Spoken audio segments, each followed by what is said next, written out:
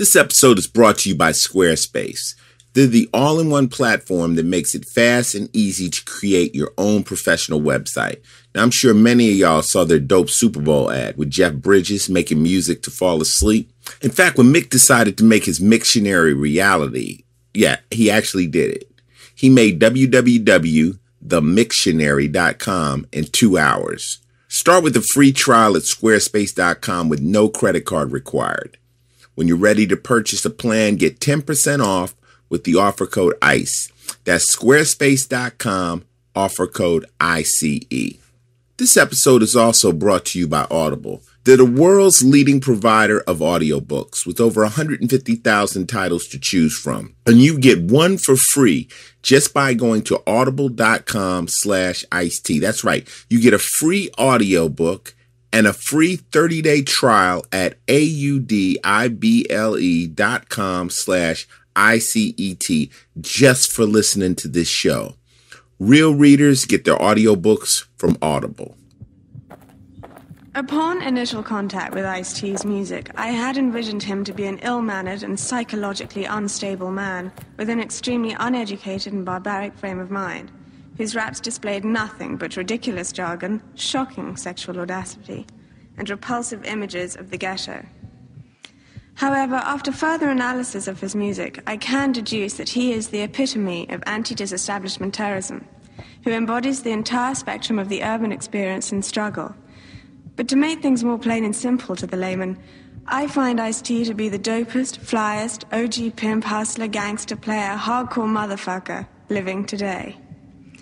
To be honest, I am totally and completely on his dick. Welcome to the Ice-T Final Level Podcast, featuring your co-host, Mick Benzo, and your host, Ice-T. Hey, yo, what's up? This is Ice-T, and this is Mick Benzo in the building. What's up, Mick? Hey, man, come on, man. We in podcast number 28 on the Ice-T Final Level Podcast already, bro. And the only reason we made it to 28 is because you guys have been telling your friends. We know that most of the people listening to this podcast aren't into podcasts or haven't been listening to podcasts. This might be your first one, but thank you so much. Just tell them it's like a radio show that you can listen to whenever you want to. We're very grateful for you guys listening, keeping us on the air. It's been a year, right? It's been a whole year. 1 year, 28 episodes. And to commemorate the year, we got somebody who was very important in my career. This guy I met early, before you guys even ever heard of Ice-T. He was just a photographer, skateboard photographer, basically. Bumped into me, knew I was an LA rapper. We became friends and had a lot to do with making Ice-T who he is today. And you might not, you should know him, like he would say. If you don't know him, you're going to look like a sucker. But his name is Glenn Friedman, or Glenn EF, probably one of the most celebrated photographers in hip-hop. What's up, Glenn? Thank you very much for the nice introduction. Glenn Friedman is in the house. That's about as nice as it's going to get today. It's going to get better. He is one of my best friends. He's got his book out right now called My Rules, which basically spans his career as a photographer, would you say, Glenn? Of the stuff that I'm known for, absolutely. Yeah, and he's here. Now, this is one of the most opinionated cats I know. And I know. Anybody knows. He shot my album cover. He shot LL. He shot Public Enemy. He shot Run DMC, Beastie Boys. And I always tell people one of the reasons I think helped me in my career was by having Glenn shoot my pictures. Mm-hmm. When I first started, my albums looked as good as the big albums they were coming out. It looked similar. The style, you see. Right. So just having that packaging that felt like it fell right in with a Run DMC album or something allowed me in the game, so to speak. And I got to take my hats off to Glenn. He didn't have to fuck with me, but he did. Oh, but I fuck with good people, and you good people, and that's why we did it. And where was Glenn from, L.A.? I met Glenn, we'll do his interview later, but we bumped into each other at Venice Beach, right? Probably the first time, yeah. We had talked to each other once before when you were on my friend Bashir's radio show at KXLU. But then we bumped into each other at down in Venice. And Glenn would walk around with cassette tapes of like stuff that Russell and them were doing. You were friends with Rick? And Russell, yeah. Rick Rubin? Yeah. Mm-hmm. Rick, I'm saying Rick. Rick Rubin. They were Glenn was friends with him, and Glenn would let me I heard Public Enemy before when it was just MC Chucky D and all this kind of stuff through Glenn on a cassette tape. Well, that's some inside trading shit though, because were you supposed to let him in? Yeah. I mean, if people give it to me, they want me to play it for the tastemakers, so the right people got to hear it. And me trying to be a rapper, it was, we were excited about that record. I mean, we'll get into that later, but that was an incredible record. It was fucking everybody up to hear that record. Which one are you talking about? We're talking about the demos for Chucky D before Public Enemy was a Chucky group. D, not Chuck D. It's the same man. Right, Chucky D. Chucky D. Yeah, that's what they called him. Yeah. And I heard Public Enemy #1. That's when he was on WBAU. That's correct. Out there in Long Island. Strong Island. That's correct. That's correct. Okay. Absolutely. And Glenn was the connection. Glenn, like me being an LA rapper, Glenn was my connection to Russell and all them because he was friends with Rick Rubin. It was all that. So it's like I had somebody who was able to kind of give me like insider. I mean, I used to play in my demos and he was like, give me little pointers like, you got to get your snare sound different and just cool stuff. Mm-hmm. We ended up doing album covers. He shot the infamous Power album cover, but he's in the building with us. There's so much to talk about with Glenn. Oh yeah, definitely. And he don't like everybody, so the fact he still likes me. You're in a safe zone. Like, maybe not though. Before this interview's over, we're old friends. It's all good. Exactly. It's all good. So Glenn also taught me, like, he's like, I didn't know you had a podcast. I listen to podcasts and stuff, right? So I told him about the podcast, and he hits me back, yo, that shit is dope. I listened to 3 of those motherfuckers. Oh, no. We got the thumbs up with Glenn Friedman. That means we're doing something right. Yeah, maybe. Okay, all right. So anyway, those of you that are unfamiliar, just Google him real quick. Glenn Friedman, Glenn E.F., we call him in the street. Glenn E. Friedman, and you can see some of his work while you're listening to this podcast.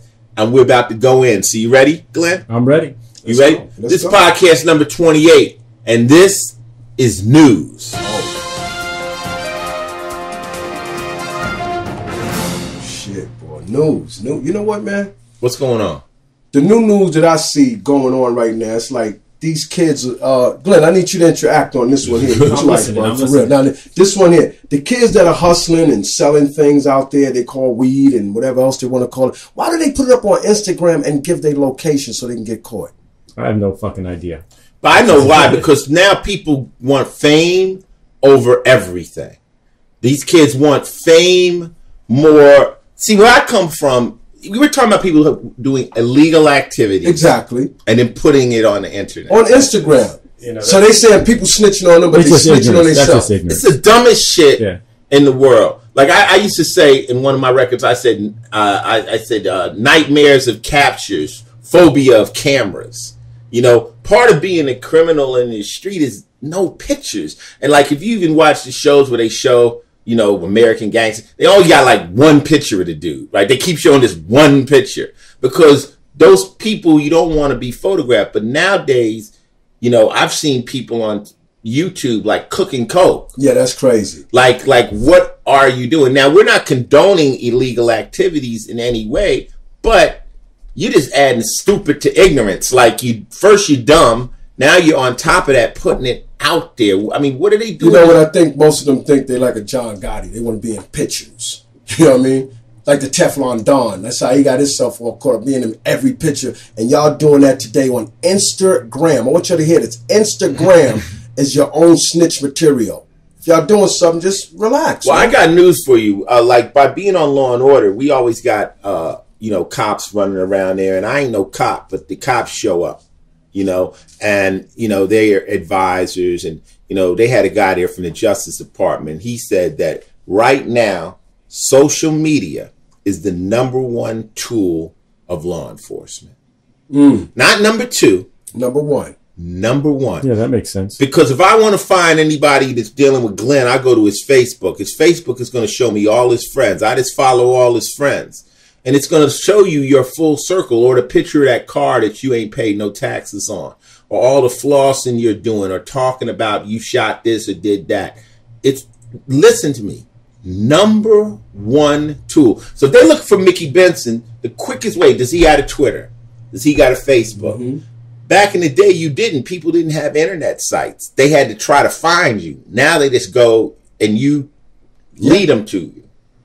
Now let's speak on them. Can we be candid? And also when they do that too, Glenn, you know, they got the Google map now. They can actually see where they at when they typing and putting things. They have that new technology on their phone. When they using Instagram, they're usually on their phone. But so Mick, it actually tracks them. Yeah. Can we be candid? We won't say no name. Exactly. But Mickey's son got himself into trouble like that. Using an Instagram. Just got a good job. I can't even speak on any of this. This is just such ignorance overwhelmingly. I mean, that, you know, whoever wants to be seen, period, is, you know, in your private life. And especially when you're doing activities that aren't, you know, accepted generally, that's just crazy to me. I have no concept of understanding. I don't, you know, I don't get it. I mean, you know, we used to jump over fences and go into people's yards and skate backyard pools. And, you know, but that was before everyone, you know, everyone carried a gun and everyone and a camera. Yeah, more so cameras now, you know? Yeah. Well, no, everyone has a camera now. I mean, that's no. Everybody got their phone that got a camera now. Yeah, that's what he means. Everybody got a camera. Yeah, that's what it is. It's crazy. I mean, you know, and they just overuse it and they just over document and everything. It's like, you know, the funny thing is you take a picture of something now and you don't even remember that moment. You don't. You have it. You'll remember it when you look back at a photo, but, you know, sometimes the most important things you don't even take pictures. You remember it in your head. But if you have a photo of it and you know you took a picture, you're just going to forget about that moment. You know what? I agree. Because like a lot of times I'll go out and I'm with my friends, especially like if you go out partying and I'm just enjoying the party and they're so busy trying to take pictures. I'm like, stop taking pictures. Like, let's just enjoy ourselves. Enjoy ourselves. Y'all enjoy the moment. That's what they say that Louis C.K., the comedian, he talks about, you know, I had a function the other day with my 7-year-old's class that, you know, they're all singing doing their chorus thing for the parents and everything. And no one is looking at the kid. They're looking at their screens and the kid is 10 feet in front of them. You know what I'm saying? Every single adult in the place is holding up a camera to film the shit. It's like, enjoy the moment. You're right there. Right. You know, but it's just the nature of things. Everyone wants to document and say everything. When the fuck are you even going to look at that shit again? Well, you know, I call social media broadcasting. I think people nowadays feel that they have their own channel. They have their own fans. You know, I've been out with people and like, you know, my people need a picture of this. Like they believe that there's a demand for every moment of their life. Mm-hmm. And your Instagram channel is like your TV channel. And you feel you have to continually feed this for some phantom audience out there that is waiting on it. Now, if you're a criminal, they're trying to boost their reputation with pictures. That shit is fucking crazy. It's stupid. It is. That's stupid, yeah, though. But, you know, this is what we're living in. It's actually 2015. They're still doing it. It's stupid. Like, you know, it's funny, though, because my past, you know, I was involved in lots of negative stuff, and people always say, well, where are the pictures? I'm like, there are no pictures. Where are the pictures? Why the fuck would there be pictures? Yeah, there's no pictures. Like, you know, we would...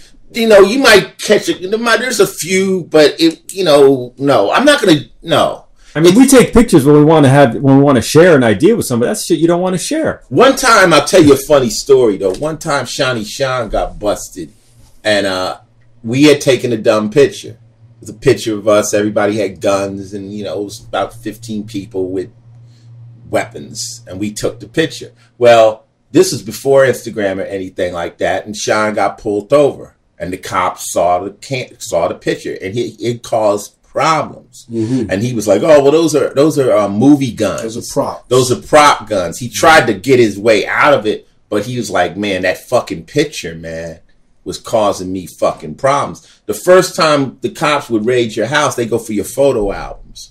And I was I got investigated for one of my friends, and I was sitting in front of two FBI agents. And they were questioning me about something that had happened.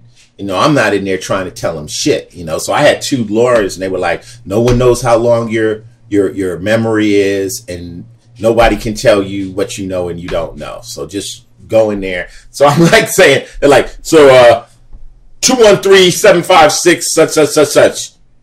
I don't know that number. That was your home number for the last 5 years. I didn't call myself. What the fuck? Right. You don't exactly. Sometimes you don't know your own. But every time they would ask me about somebody, the motherfuckers would pull a picture out to show you.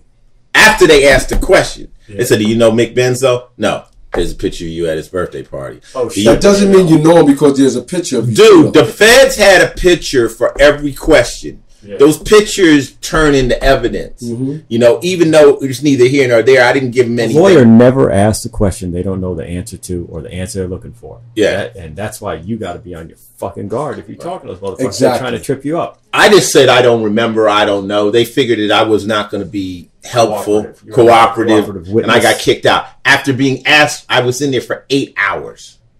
Yeah. 8 hours. Just trying to put one of my friends away because he had made phone calls to my house during the time of his hustling, and they wanted to put him away, and I had to sit up there and go. They were trying to determine where they wanted me to be. Well, that's the interrogation. That's how long a real interrogation takes, about 6 to 8 hours. Yeah. Interrogation. But anyway, the whole thing is pictures are over. We talked about this before. Putting yourself on Instagram. You want to be in the news, well, that's a guaranteed way.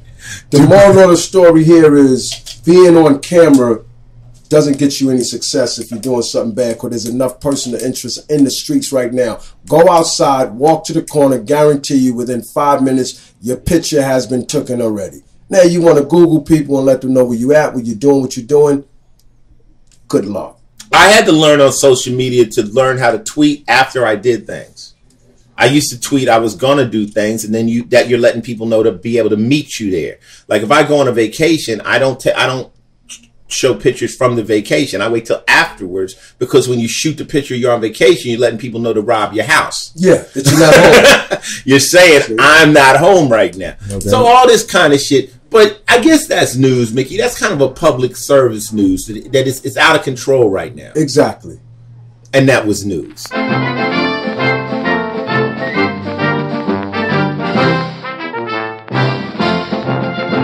Hey, we here on the Final Level Podcast number 28 with the infamous Glenn E. Friedman, you know, super photographer, my friend, and Mick Benzo, and this is sports. Oh, we got some good sports, baby. Okay, tell me about some sports. Before we get into the football, I want to go right to baseball, because guess what? My guy, Alex Rodriguez, went to the Yankees office and said he's going to be a better person this year, because baseball's on his way back. Mm-hmm. You know that, right, Glenn? He's not a big sports fan. Okay, but guess what, though? You know, the biggest news in football is the Super Bowl. What do you think about the Super Bowl, man? You was here last time. I think we had Roxanne Shante, and she was yelling about the Seattle Seahawks. I'm split. I mean, I'm a friend with Darrelle Revis, so he's on the Patriots and stuff, but that's only one person. I'm really feeling the Seahawks. After that comeback over Green Bay, I won't put anything out of their reach. I just believe they have the momentum. To me, they act like a college team. They're so excited about everything. Mm-hmm. Just the energy they have. They've been there before, though. So it's cool. I mean, to me, New England is like a robot. Oh, this New England thing going on right now. They said, you know, I don't know how true it is. I just watched TV and I saw the game and I thought it was magnificent. But they said that the New England Patriots, my guy, the Bradys, you know, Tom Brady, the Brady bunch, right? He's supposed to have his friends inflating balls, man. I understand deflating the balls. Deflating. But wouldn't the other team be using the same ball? You know what? No, because I get 20.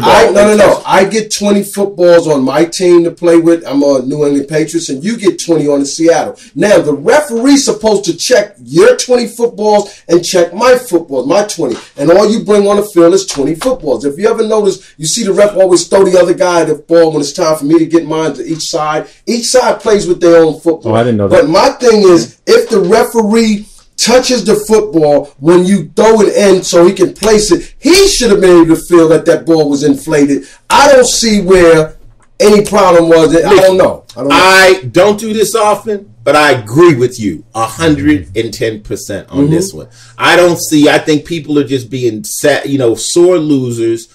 New England whooped that ass. Oh, they blew them out. They whooped that ass. If they had won by one touchdown or something, but they whooped that ass. And now you come in with some deflated football bullshit.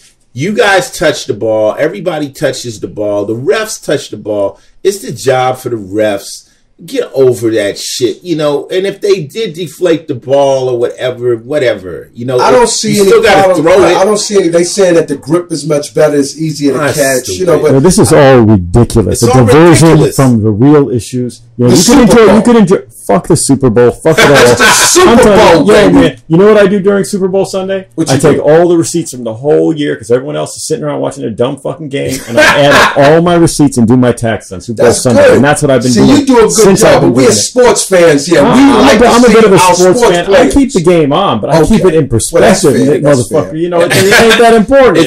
You know, there's shit going on in the world right now. I'm looking outside this beautiful window of iced teas right here in Edgewater, looking out in New York City. Like, what the fuck, man? There's shit going on there that's important.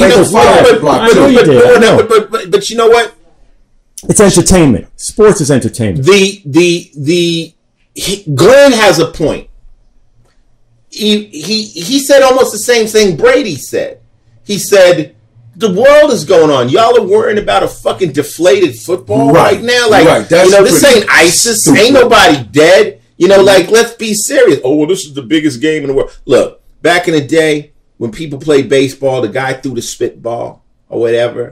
That was this gamemanship. Oh wait, this is your sports section of the show? It is. Why don't I? You talking about gamemanship? How about my man Doc Ellis, the movie I just made? It's called No, a documentary, and I'm not here to plug that, but I'll tell you right now, it's on Showtime right now. I think it's just on demand on Showtime. What's the name of it again? It's called No, a documentary, and it's a documentary about Doc Ellis, a Pittsburgh Pirate who befriended me actually when I was a kid. I met him out here at Chase Stadium. He gave me the jersey off his back, inspired me for the rest of my life. He said, you know, believe in yourself, I do. When I was like, you know, so he did the mean Joe Green. He did it to me. Threw you the jersey. It's a long story that I could tell you another time, but yeah, basically he gave me his jersey, and it was an incredible moment. So I was privileged enough to be able to work on this documentary with the guys. They heard about my story, and I helped advise them because, you know, I did the Dogtown, you know, movie that some people know about that won a lot of awards and whatnot.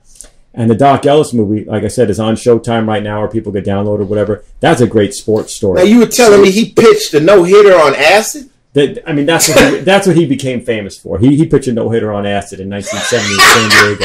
Yeah, it was great, and it wasn't a pretty one. He walked like a bunch of people, and but no one got a hit. No one hit his ball. He pitched that no-hitter, and he was just a badass motherfucker too. He was really.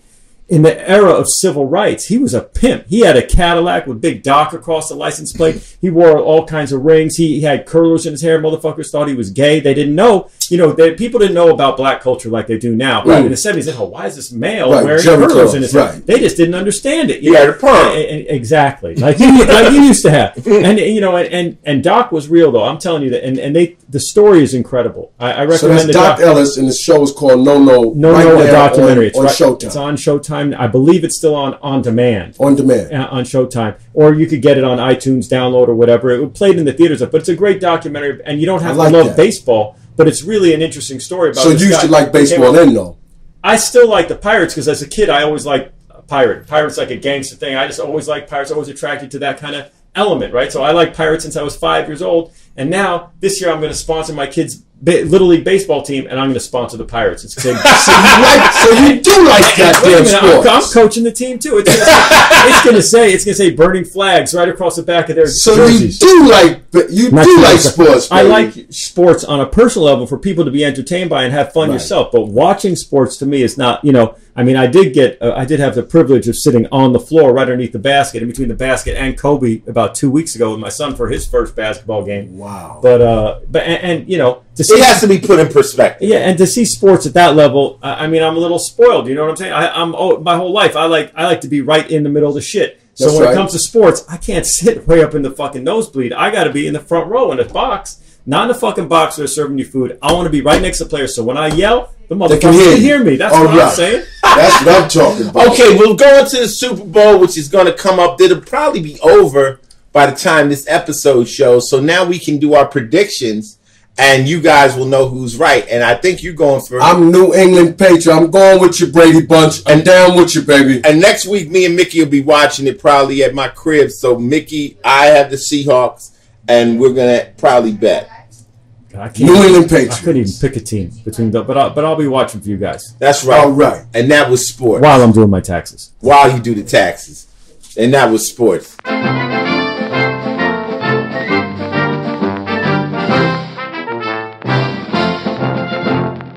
Before we get into this week's TV segment, let's take a second to talk about Squarespace. Squarespace is a great place to build an affordable and beautiful website with absolutely no coding experience.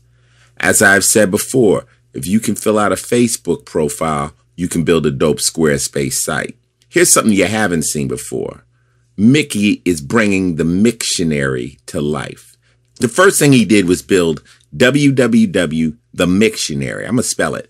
TheMicktionary.com with Squarespace in less than 2 hours. So on this site he built, you can submit words to be included in the Mictionary. He also has a really cool page called Spread the Word, where you can print out a Mictionary book cover and put it on a hardcover at Barnes and Nobles. These Mictionaries are flying off the shelf, not because people are buying them, but because once the employees see them, they take them down. All of this was made possible with Squarespace and how easy their platform is to use.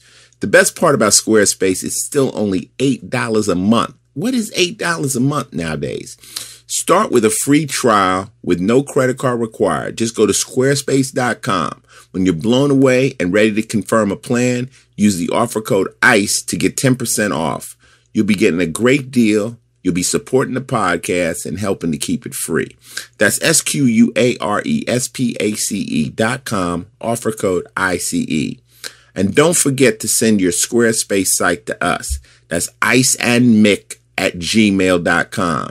And we might even talk about it on the show. That's squarespace.com, offer code ICE. Okay, we're at the Final Level Podcast number 28 with Glenn E.F., my man, number one photographer in hip-hop. Yeah, I said it. Fuck what you're going through. And this is TV. What you watching on TV, Glenn? I don't watch much TV, but when I do watch Jon Stewart every night. Okay. I watch the Daily Show. I like the Daily Show, not the late night shows. The Daily Show. What do you like about Jon Stewart? Now I watch him occasionally. You know what? Y'all should watch him because he talks about politics in an honest way that no one else does. He breaks things down in a way, unfortunately, he probably tells the news more truthful than anyone else. Right. And he's a comedian, and they say it's fake news, but the truth is he's telling the real news. He's just breaking it down.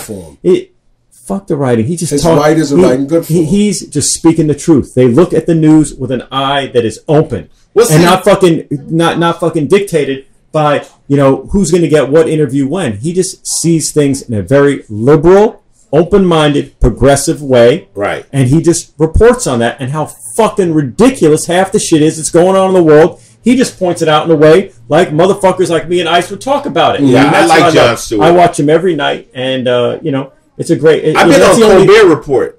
Yeah, I heard he was very into music. I thought his whole thing was a little bit too, in the character was a little too far gone for me to get. He was into. Cool though. I met him. I'm not mad at him. I just didn't really watch it. I didn't have that much time. I met Colbert and went on his show, and he came out of character. And told me, hey, yo, Ice, when I go out there, I play this part. And I had a good time with him. He was fun and cool. I haven't been on the Jon Stewart show, but I know what you're saying. I dig that. What you watching on TV? I'm watching Chicago PD on NBC, and I'm watching a little bit of... so tired. Present company excluded. But from fucking people being entertained by police. It's good. It's good. Mickey. No, it's good. He said present company excluded. Come on, man. But I do watch out in Virginia. But why the fuck are people so fucking entertained by fucking police? Well, I'm tired of watching reality shows. Come on, reality shows is fucking shit for brains. That's right. We don't even discuss that shit, man. Right, we don't. On one isn't. But that's why we have to watch something that's a little entertaining. I enjoy the shows. Look, man, I'm not saying that everything has to be, mind-numbingly important, but I'm saying, look, I watched what's it called? I watched watch Law and Order. Ice no, don't you? I watch fucking. No, you don't watch my show. That's my man. I can't watch his show, man. I just look at it and laugh. That's my man. Let me just make this clear off the top. That right there, Ice-T is the motherfucking man. I known Ice-T since he lived in a garage, okay? And I'm telling you, he is as real as it is in all of hip-hop. No one stays as true to their friends and as real as a man as this motherfucker sitting across the table from me right now. I am so happy this motherfucker is still doing it. I don't care if he's playing a cop to get all the bills paid. He's having a good time doing it. That's my man right there. And no one can front on Ice-T. If they do, they're just showing you their ignorance. No, fuck it, But you know what? I always wondered why everybody would watch the cop shows, and I always thought people were into the crimes. They kind of like want to see what the criminals are doing more than the cops, because you know the cops are going to catch them. Yeah, eventually. So the entertainment is what are the crimes. But well, listen. You know what? There is a TV show that I used, and I don't get to watch much TV. I'm just too busy doing other shit, even if just whatever. I'd rather be on the internet where I can fucking find my own entertainment than fucking sit and watch a TV show. But I guess you got DVRs, you can watch it whenever you want. Right. But I did like Boardwalk Empire. That shit was dope. Gangsters. That lifestyle. As much as me personally, I abhor violence. I don't like violence of any type. But when it's in that context, and you have these guys, 50 years ago, 60 years ago, whatever it was, 70 years ago, doing their thing, they were like. And I know ICE appreciates this. The gangsters really thought about shit. They were intelligent men. Good. I'm not just talking about getting over type of thinking, because that every gangster does that. They just getting over on whatever the system is. But these motherfuckers, they spoke like they had some intelligence. They had wit. Every fucking line out of Nucky's mouth was like, God damn, I wish I could have said that in life one day. Right? I mean, that's because that was real then. They were real. They knew how to protect themselves when they came with the vagrants law, this and that. So they understood what they could do, what they couldn't do, so they stayed away from the general public and those photographs. Do you understand? Fuck that. Do you understand how they articulated, how they spoke? Oh, no, they would. It's what fucks with me. How they spoke. Every one of those gangsters, and the ones that didn't speak well were usually dead pretty soon, or everyone knew that's the motherfucking hothead. He doesn't know what the fuck. He just all about the iron, and and that's going to be a problem for him. Well, you have to have a certain degree of intelligence. You got to look at it like, okay, we're going to play two sides of the fence. You the police. Your job is to make sure I don't cross this line. My job is to figure out how to cross the line and get back without you catching me. So therefore, I have to have a little bit more wit. And, they knew the laws they were breaking, and they were trying to circumvent the laws, not just do something stupid. Like, you want to continue in this criminal enterprise. So organized crime does require a certain degree of intelligence. Now, my boys right now that are in prison told me to let the world know that don't break the law unless you got a utility belt and a cape, okay? Because with the internet and the technology that's available, like Mickey says, every corner there's a camera, you're pretty much the only criminals that might even live today and get away are the cyber criminals, cats that are at home with firewalls up and are running that shit. But out just running around on the street, don't work anymore. Them days is over. But the reason that crime is really down is because of technology, as opposed to just the law enforcement being. I think there's two things. I think that these crazy sentences, they are deterrents. When you say, "Hey, if you do this, you're going to get life," motherfuckers think about it more. When you're in your 20s, yeah, but are people even afraid of going to jail, not for life, but for other times now? Because I mean, I guess it depends on what kind of. It has a lot to do with your age. Yeah. It has a lot to do with your age. When you're 18, you feel like you could do a bid. Invincible. Yeah. You could do a bid. Give me 10, 50. Because life, once you cross 30, motherfuckers slow down because they can see what that time. The numbers the numbers have been changed that the judge is giving out in jails. He's giving you 2 touchdowns instead of 2 free throws. You're getting 14 instead of 4. Well, that's because they're making money off you now too. Absolutely. It's that corporate jail system is fucking crazy. Yeah. So TV, what you watching, Mickey? You said you was watching. I check out my Chicago PD. I watch my Chicago PD on NBC, and I love I Dream of Jeannie. Bro. Oh, this nigga watches TV. I Dream of Jeannie. What are you? Come on, that's my shit. Nigga. Come on, that was good TV. He watches TV. That was good TV, baby. You like behind that like it's Fred Flintstone or something. I love it. Come on, man. That's the Honeymooners and Fred. They all the same. Those were great. Those were great shows. You're a TV addict. I didn't realize I was getting in the room with a TV addict. Okay, he got a bunch of kids. He sits around and watches TV. Why the fuck are they watching the screen? You should be playing games, doing other shit. Oh shit! No, we need to be outside playing games. That's right. And when it's not nice out, then you play them inside. You kid play chess? Yeah. Okay, good. Whenever we can find a game. That's TV. This is Ice-T, Mick Benzo, and Glenn E. Friedman. We're gonna spell his name Friedman.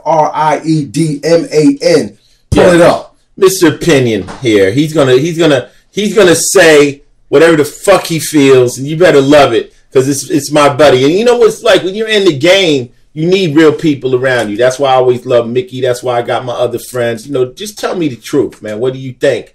That's rare out here. You know, people will say whatever they think that you want to hear. But when shit goes wrong, then you think back to the people who were telling you the truth. I remember, you know, I never forget when I went in the Army, people told me not to go.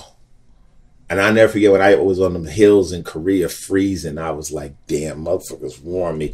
Now, of course, after I did my time, I'm glad I did it. But now if somebody asks me about the Army, I say, look, you don't go in that shit unless you really committed, because they're going to bust your ass. And there's going to be many times you're going to be like, why the fuck am I here? But I always appreciate something I would never think of doing in my entire life. Good advice. Ever. You want to go to the U.S. Armed Force? No, he ain't cut like that. You gotta be cut like that. I can't. I just rolled my eyes at Mickey like that was the stupidest question he ever asked. Sorry, it wasn't. You know, I forget. You know, on a podcast, you have to speak out loud. Never go to the Armed Forces. You fucking crazy. Oh shit, Glenn! I couldn't even see Glenn out there. I could see Glenn in the front of a fire team, like with a shotgun, talking about clear this area and shit. Motherfucker, Glenn would be shooting at everything that moves. Motherfucker, what is that? What? I'm looking out the window. You see that? Like a cat standing there. What the fuck is going on? Like, what? All right, I'm losing. All right, yo, this is FinalLevelPodcast number 28. Glenn E. Friedman, Mick Benzo, and this is movies. Damn, you got a lot of subdivisions of this podcast. That's what keeps it interesting. You ain't seen no movies lately, Glenn? You know, I just went to England. Oh, see. I had a show, so I got to watch some movies on the plane. I went to my show in London, and what did I see on the plane? Was you on a private jet? No, I was on a commercial plane, coach. That's just how I'm living. That's how I'm living. I'm not trying. Yo, if they offer me business class, you could take business class. You could take coach. I would much rather have this $2,000 for fucking food when I get off that plane than to be super comfortable for a minute on that plane. And anyone who does otherwise is crazy. I know with those, you know, those Hollywood contracts, they have to send you first class. That's just how it is. So, you know, if I had that, I would take it. But otherwise, I'll just keep that money. I'll keep half that money when I get off the plane rather than use it for that 6-hour trip. But I saw. It's a big difference when you have to pay for your own shit. Fuck. You know, yeah, that's crazy. A lot of times people say, "Oh, why should you fly private?" and this, that, and the third. Glenn is absolutely correctly. A lot of times somebody will say, "Well, we want you to be at this place," and then Mickey will say, "Well, he flies private," and that's part of the deal. And then they have to come up with that flight if they want to see you. That now the same destination. If I got to go on my own, and you're saying, "Okay, Ice, you got to pull 20 grand out to get that." I'm like, are you fucking kidding me? I'll take first class or commercial or whatever. So anyway, you're on your way to England. Yeah, and on the plane I saw that movie Boyhood, which was okay. It was a good coming of age film, but I didn't think it was the best picture. I saw but it was interesting because they showed the kid actually grows through the movie. They went and filmed this over 14 years or something like that. Yeah, it's a you know what a coming of age film is, right? It just shows how you grow up and what happens when you become a teenager and all that. Okay. So they actually have this kid. They film him when he's 7, and they film him every year. Or every couple of years, they come back and film him. So you actually see the kid growing up in the real movie. Yeah, it's nominated for Best Picture and all that. And but I thought it was all right. It's like, a long time to wait to get Best Picture. Yeah. You got to have a lot of time. They finished filming it like just last year. You got Ethan Hawke in it and Patricia Arquette, and everyone ages in the film. They're all in it. But the main thing is it's about this one boy who you see go from a 7-year-old to a 20-year-old, and it's like so that. But you know, it's an all right movie. It's not great, but that aspect of it is kind of incredible. But I watch a couple movies. I also watch what is that? The new Planet of the Apes movie. That was kind of. Oh, I love it. Yeah, we had fun with that. I love it. We were on tour and we all went and saw that together. That's just kind of racist, right? Well, it's kind of dope. Yeah, that's every Planet of the Apes movie is. It's trying to say some real fucked up shit. The darker apes are meaner and tougher. That shit is fucked up. But on the whole futuristic. One of our boys, Al P, was in that movie, right? Yeah, he's the little baby, the one that was born. No, we came out the movie. We were like, "Damn, Al P, we didn't know you had a cameo in that." That's funny. I also saw a bunch of movies on a flight. What's the movie you said you premiered something in Canada? Lucy? What's it? In Germany. No. But what was the name of that movie? Was it Lucy? No, was that wasn't the name? But the Luc Besson movie? No, Luc Besson was a director. It was I know it's the one with Morgan Freeman and the girl. Yeah. That's Lucy. That's called Lucy. That's Lucy. That's what we said, Glenn. It's Lucy. Glenn didn't want us to be right. He said, fuck it, man. Now he's reviewing movies, though. Had a fucked up name, though, Lucy. But you said you was overseas and you did you're right, two. You premiered 2 movies over there. No. I was overseas. We had an exhibition for the My Rules. The first My Rules exhibition was in London, and it was an amazing show. It was really, really great. Okay, we're gonna talk about that in his interview. Okay, the whole book. But basically, Lucy, go check that out. Glenn said it was kind of dope. It was kind of good. I mean, I haven't seen it, but none of them are great. I have to say, none of the movies are great. I've just been seeing a lot of mediocre movies. I've been watching some documentaries that friends of mine have been working on, and then most of them are kind of boring, unfortunately. Yeah, I'm really disappointed. Too many people are trying to make was good, too many people. I saw the Equalizer. The Equalizer was good. On that whole like retribution type, Death Wish type. Again, it's fucking entertainment from police and shit. It's fucking killing me. But I have to admit, you're not mad when he's just getting his revenge on people who do bad things. I saw the Gambler. How was that? With Mark Wahlberg. Yeah. This was some of the most stressful time I've ever spent in a movie theater. Damn, that's serious. This dude was betting Mickey. You don't even want to know how. Did you see it? No, I haven't. My God, he bets like he goes in with 10,000. He bets that he wins 20. Let it ride. He bets that again. Win it 40. Let it ride. He bets that 40. 80. Walks from the table with 80. Goes to the roulette and puts it on black. The whole 80. Loses it. I mean, he's just. Did you ever gamble? Were you a gambler? No, I'm not a gambler. Mick gambles a little. He sounds like me. I'm a roulette man. That's just what I stupid man's gambling. It's a great thing, bro. I don't be in it to win it. I don't gamble. I told people there's a difference between a gambler and a hustler. You know what that is? A hustler never plays a game they can lose. That's right. Hustlers don't take a chance. They don't take a chance. That game is rigged when you sit down with the hustler. With the gamblers take risks. You take risks. This motherfucker, Glenn, I'm sitting on the front of the chair. Little Ice is next to me. His palms are sweating because he likes to play poker. My daughter got her shirt pulled up over her head. She's not. And this is just gambling. This ain't no murder. This ain't nothing like that. Go see this movie, The Gambler. Mark Wahlberg. He's turned out to be a great actor. He's an intense joint, baby. Yeah, he's good. He kills it. But this movie will stress you out. It should be called Do Not Bet Dumb Motherfucker. It's like it makes you crazy. Vegas wouldn't like that. Vegas and Atlantic City would not like that. They need gamblers. It makes gamblers. It makes you crazy. You guys look at, man. All you got to do is look at the hotel and know that you are not going to win. And if you win now, you are not going to win for long. They would not be in this business. The house always wins. Somebody wins. Somebody walks away a winner. Mickey, someone walks away a winner, bro. You are just lying to yourself, my brother. No. Someone walks away. Not everybody, but someone walks away. Yes, you will. You will. Every once in a while, you might get lucky. You'll take that. Vegas wasn't built on losing. We know that. Vegas was not built on losing. Everyone who leaves loses. Everyone who stays is the winner. Okay, the hotel wins. The house always wins, kid. You might take a couple pennies, couple thousand here and there. They're clocking every minute, every day. You're lucky for that one time, and it's a tease. It's and if you do win, you find yourself coming back. Yeah, that's all. And then they get you the second time. And you feel like, well, I entertain myself, so it's okay. I could lose. You're going there thinking I could lose 10 G's and I'll be all right. I could lose 1,000. I could lose $10. I'll be all right this day. You're already in that mindset of how much you could lose. No, you go with the mindset of winning. You never go to the mindset of losing. You might do that, but just remember, the house always wins, Mickey. The house always wins. Oh, you know, I forgot to mention the movie Selma is incredible. That was a great movie, and we're just after MLK Day right here, right now. And that was done really, really well. I really enjoyed watching that the other day. Yeah, you saw that? I did see Selma, yeah. Common won an award on that. Now, we have an opinion. How did he win an award on that? He won something for the music. Oh, okay. He won a Golden Globe. Me and Mickey have an opinion about that movie. I didn't see it. Now, from our perspective, we done seen enough movies about I've seen enough slave movies. I love that and that heavy shit. Okay? I know the story. Let's talk slave movies for a minute. I've seen enough of them. I'm just telling you, I have to say the most incredible movie about slavery ever. Right. The most, I mean, like, a lot of people try and show the truth and show this and that. Right. And I got to tell you, there's one filmmaker who I really don't like at all, who I think is a piece of shit. There we go. Okay? But this movie was the most poignant, strongest movie ever about slavery. The most real, fucked up, painful, disgusting, There we go. despicable, went way over the edge. Django. Okay, and this is what I want to say about that. I just became my friend's friend who lives next door to me. He happens to be white.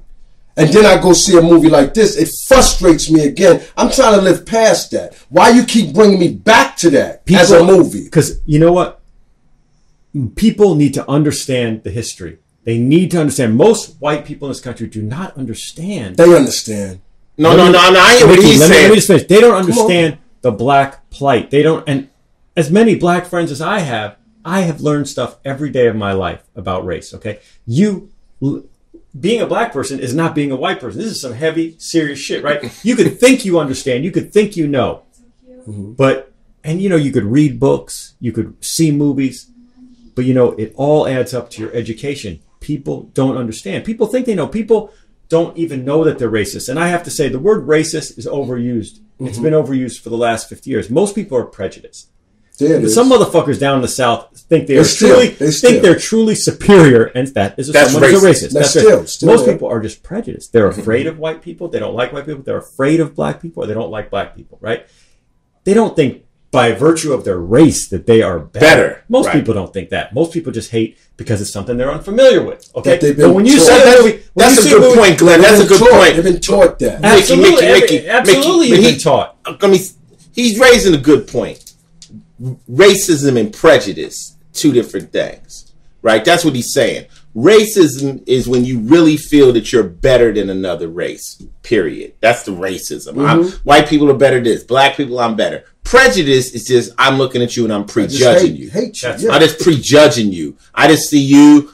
I don't like you. I don't know you. Jewish guy. This is who you are. I'm stereotyping and I'm adding some bullshit. Prejudice, prejudge. I'm prejudging. We got that, but I'm saying overall, what I'm saying, what you're saying, Glenn, from a black how many times have I have to go to a theater or see another black movie about how we was treated? Don't we? Shouldn't at this point? Wait a minute. It's hurtful. It's painful. And then you put this movie out right in the midst of damn near 5 shootings, damn near 25 more marches.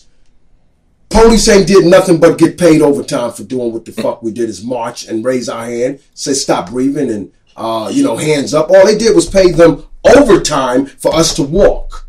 When are we going to stop walking and start fighting back then? We did that already, right? So now you're going to bring a movie out to show us what happened in Selma when little kids were coming out getting beat to death. No more dogs are biting you. No more water being poured. You're just getting beat to death by police.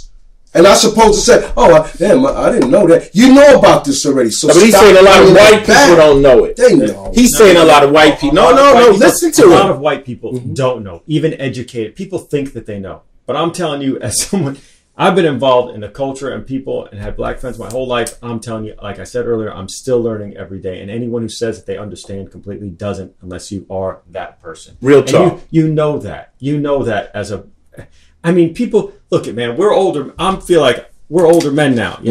I'm 52, right? It's like I've been involved in radical culture since I was a little kid, and the things that we learn every day, I'm still learning, and that's just the truth. And anyone who thinks they know everything, you just must be a teenager or something. You're an idiot. You think you know everything. And I think that's the point, Mickey. You, as an older brother, you've seen the movies. You've been to Mississippi Burnings. You've seen all those films. And you've had enough. But the young kids, they don't know. But even adults know. Some adults still aren't familiar. Let me just say something. With Ferguson and all these things, well, this guy, he should have had a real job. He shouldn't have been selling this on the corner. He shouldn't have been doing that. And all I have to say is, you know what?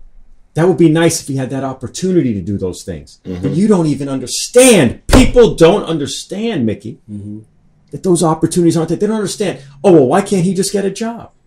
It's not easy as that. Of course it isn't. But people don't understand that. And you have to look at the history. And this history tells people, fuck. Now I understand. Now, okay, other people be like, well, that's a long time ago. Why didn't you get over that by now? There's a stigma. No. I'm not saying you. I'm saying white people will say that. And I'm not saying all white people. I'm just saying that a lot of people just don't understand. And the more and more you see these things, the more and more you understand. Just like movies about Nazi Germany, right? That's something you don't have. Maybe you have some understanding of it. Maybe you don't. It's not something you could relate to as much. I knew people when I was in school that people still had their numbers, their tattoos on them. You know, I've been to Auschwitz just to see it a couple of years ago when I had a show in Poland. You know, I went to these places just, the places are still fucking there, right? Right. But what I'm saying is that you still have these movies because people don't understand what fascism is. What the whole, when someone says someone's a Nazi, what the fuck does that mean to the average person? Right. Especially, I mean, pretty soon everyone who was born during that time is not going to be on this planet, right? Yeah. Mm-hmm. They're going to just have movies and they're going to have books, and you know, they say, you know, never forget. So you understand. So we don't. So if you forget something, you know, you're going to repeat it, and we have repeated some of these things sometimes, you know, throughout history. But you know, you see what people did, the ugliness that they're capable of. You know what, Mickey? I'll tell you some real talk. In 1992, we did the record about the police with body count. Just recently, I'm being vindicated. Like now with the Ferguson stuff, people are, oh, that's what you were talking about. I'm like, yeah, I was talking about it 20 years ago. But like Glenn says, people are so detached from how the cops treat people in the hood that I sound like I was a psychopath. Like, wow, you guys are that angry at the police? Ice, let me tell you something. In 1982, I was a punk rock kid in L.A. Mm-hmm. Most punk rock kids were nice middle-class kids who had some extra time. They didn't have to work because they were, you know, the middle-class kids. And they got into punk rock music. Punk rock made us all, a lot of us, politicized a lot of us. Mm-hmm. You know, people like Jello Biafra from the Dead Kennedys, you know, just that name. You're like, wow, why the fuck Dead Kennedy? That sounds crazy. That's like mean. What are you doing? Mm-hmm. It politicized you. You learn to understand these guys are talking politics. You know, even the Sex Pistols, Anarchy in the UK. Anarchy, what the fuck? You know, and all these bands talking about politics. You learn about these things, and you're involved in this scene, and you're politicizing yourself, and all of a sudden, you start going to these punk rock shows, and people are talking about these ideas, and you come outside, and the police, I'm talking 1982, start threatening you not to come to the shows. Because they got scared, because kids are all of a sudden, they're like in a uniform. They're like another military force with their leather jackets and the studs on their arms, some of them, or whatever it is. You're thinking outside the mainstream. They're scared. And I'm telling you, in 82, I'm not a fighter. Mm-hmm. You know, I've had fights in my life. It doesn't work out well for me. I'm a skinny little guy, you know, but I've been caught in situations, you know, that are not good. And I'm telling you, a police walks up to me coming outside of a punk rock show, and they created the situation. We didn't. We're all there enjoying ourselves at a show, but becoming politicized, learning about shit, running our own games, having at SIR2's had a show there, and I'm on Sunset, and I just want to leave, and the cop says to me, you step 1 foot beyond your car, and I'll bash your fucking head into the ground. I'm like a kid. I'm a UCLA student. I don't even have a mohawk or nothing. I'm just like, I'm a pretty average looking kid, but I'm at that. He tells me if you step 1 foot beyond, and this is after everyone's telling you, leave the area. Leave the area. Why? Did someone get murdered? Something's going on here? There's a poison leak, something?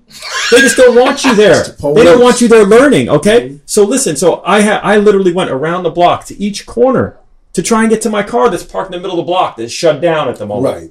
I get to the last corner. I say, officer, and you know, we come from LA. LA police are very fascistic. Brutal. And they were before any other area in the country. They were like amongst the worst. They had that reputation before a lot of shit. And it wasn't just towards black people, it was towards anyone. They had the reputation to live up to. You watched Chips, Adam 12, all these bullshit cop shows. They like, we got to be like that. The police officers thought that themselves. So I'm at a punk rock show and I'm saying, officer, sir, and you be polite because they got the gun. I don't have a fucking gun. And like, you know, I'm not trying to cause trouble. I got a big mouth and I will talk to get myself out of things. But when you fucking with a guy, and Ice taught me this a long time ago, you know, when I got jumped by some kids in Westwood for a Run DMC jacket that I had on, and I said, I wanted to go back and ask these kids, leave my jacket home, come back and say, why the fuck did you, why did you do that to me? We couldn't afford it.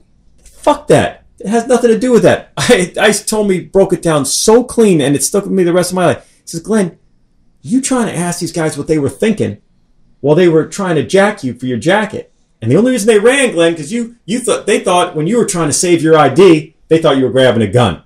And they all ran. Doesn't happen, Mickey. I said, well, I want to know what are they thinking? Why do they do this? And Ice told me, Glenn, they gangsters. They ain't thinking. They fucking thugs. They hood kids. They're not thinking is the thing. They just robbing. They don't care. They're not thinking. You understand?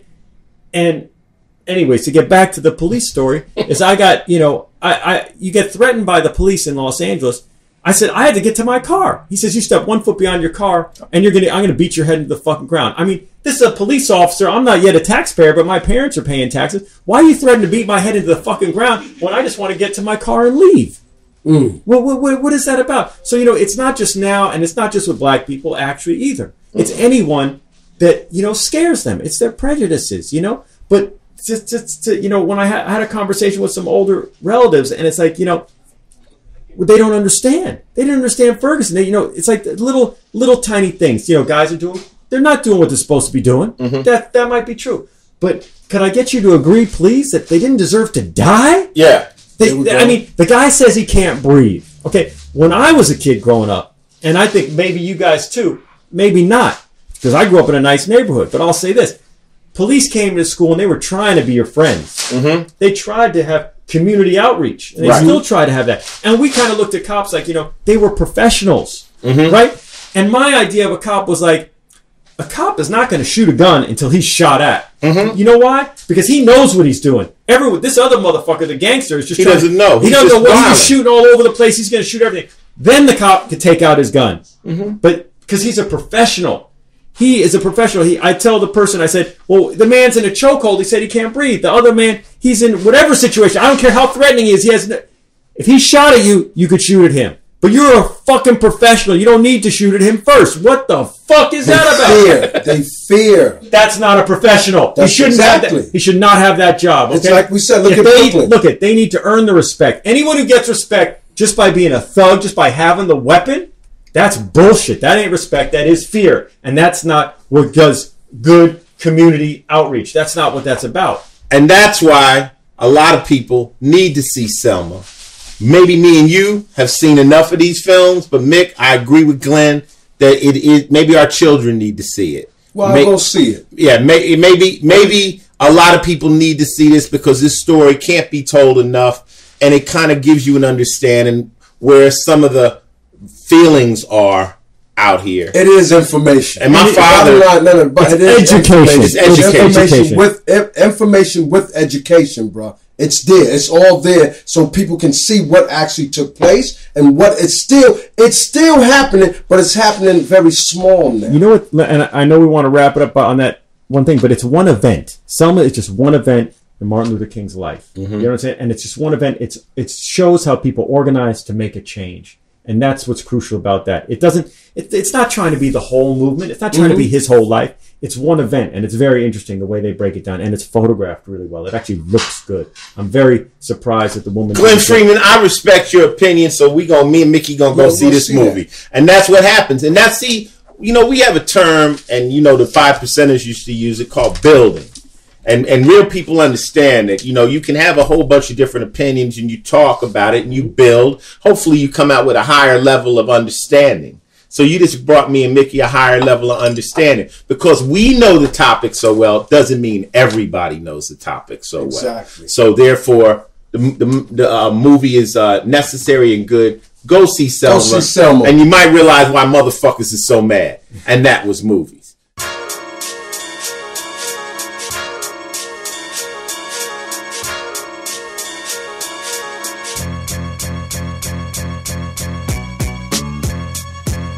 All right, this is the Final Level Podcast. The reason we call it the Final Level is because after this, you just go to the only thing. Right now, we're standing at the event horizon. If you cross this, you go into the black hole, and nobody else knows what's down there. You know what I'm saying? You hit the singularity, and that's some other shit. You go into some other form of reality. This is the Final Level. Final Level Podcast. As we know it. Don't get raw, and it can't get much raw with my man Glenn Freeman in the house. And this is music. And the biggest news that's happening right now at Final Level is the body count video. We just dropped a new body count video to institutionalize.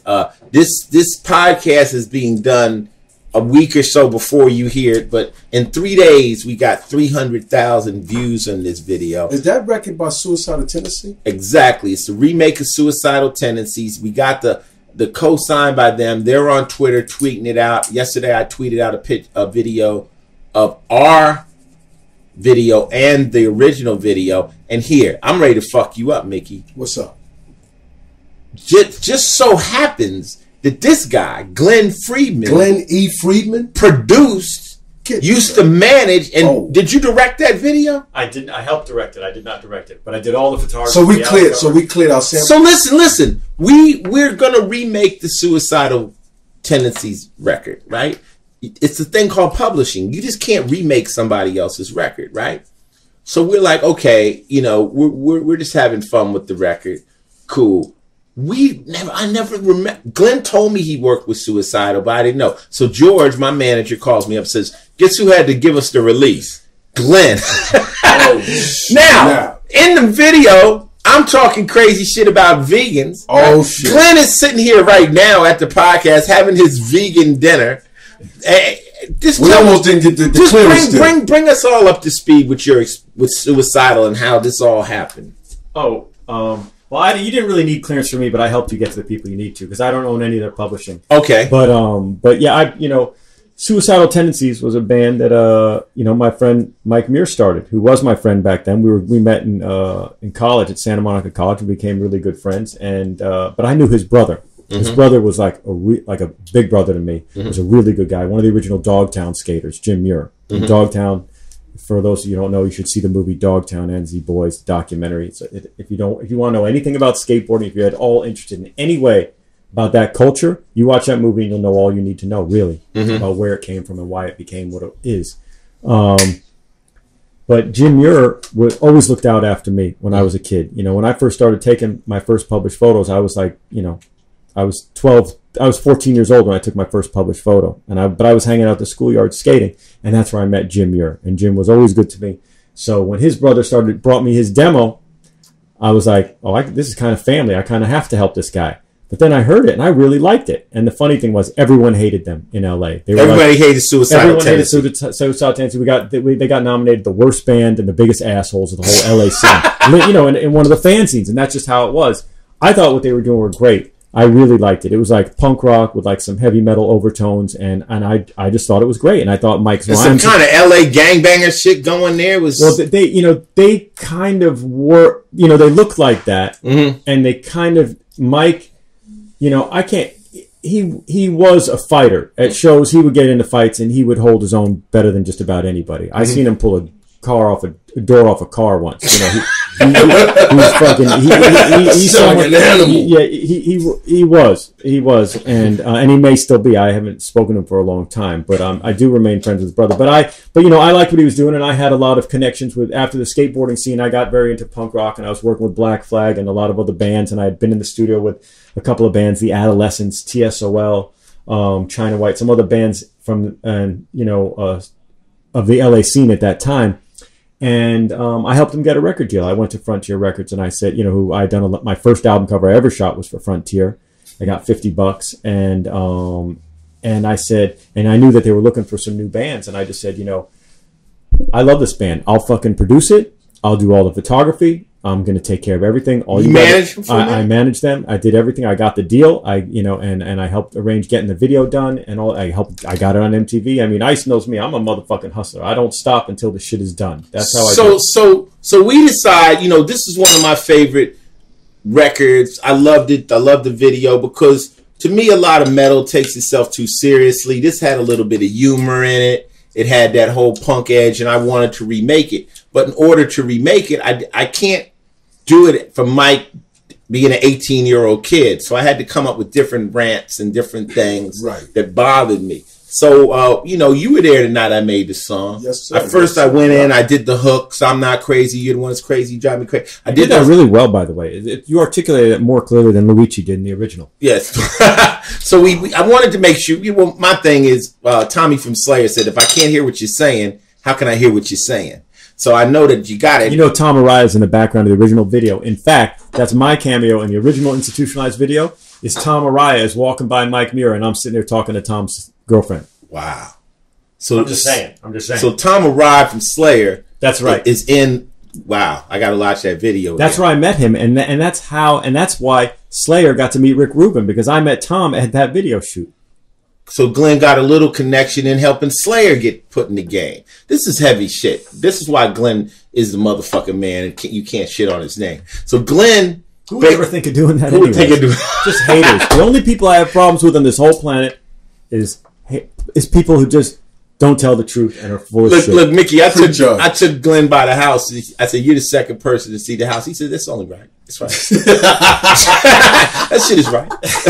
I mean, that's right. But anyway, so we basically I remake the record. So we like, okay, we got to send it out. You remake a record. We sent it out, and Glenn approved it and stuff. But then like I got the ill situation where I go get mad at the vegan. Now the thing of it is, I'm not really mad at the vegan. I don't give a fuck. I'm just mad at anyone who stands over me while I'm eating, asking me my choices of food. That's like, are you gonna fuck her? Like, yeah, what is it? Are you? Like, like she's with me. Like, so I just went off, but then I know Glenn's vegan, so Glenn calls me. He says, "Damn, she went hard on the vegans on this shit like that," and I'm like, he said, "I still approve the shit. I got a sense of humor."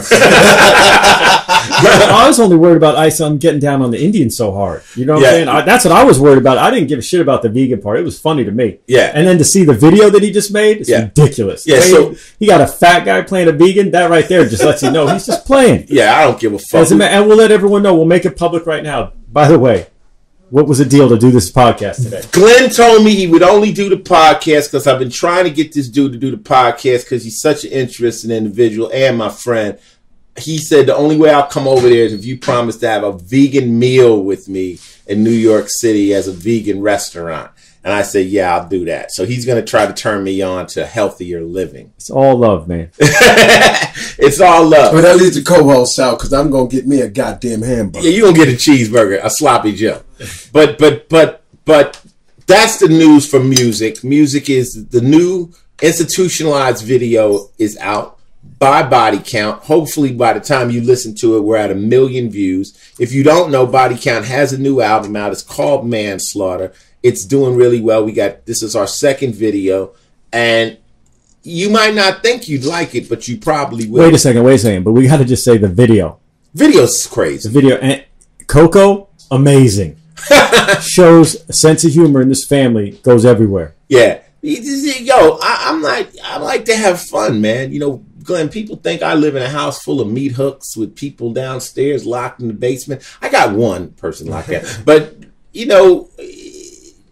it's all about having fun. No, we all like to have fun. I mean, I'm serious because you got to be serious. If you, right. I give a shit. I care about things. That's why I do the work that I do, right. And I take my shit very seriously. But if you can't have a sense of humor, you fucked up. Yeah, exactly. You fucked up. And so that's what the video is meant to be over the top. I named Body Count. I gave Body Count a name. I call it Grindhouse, and Grindhouse is.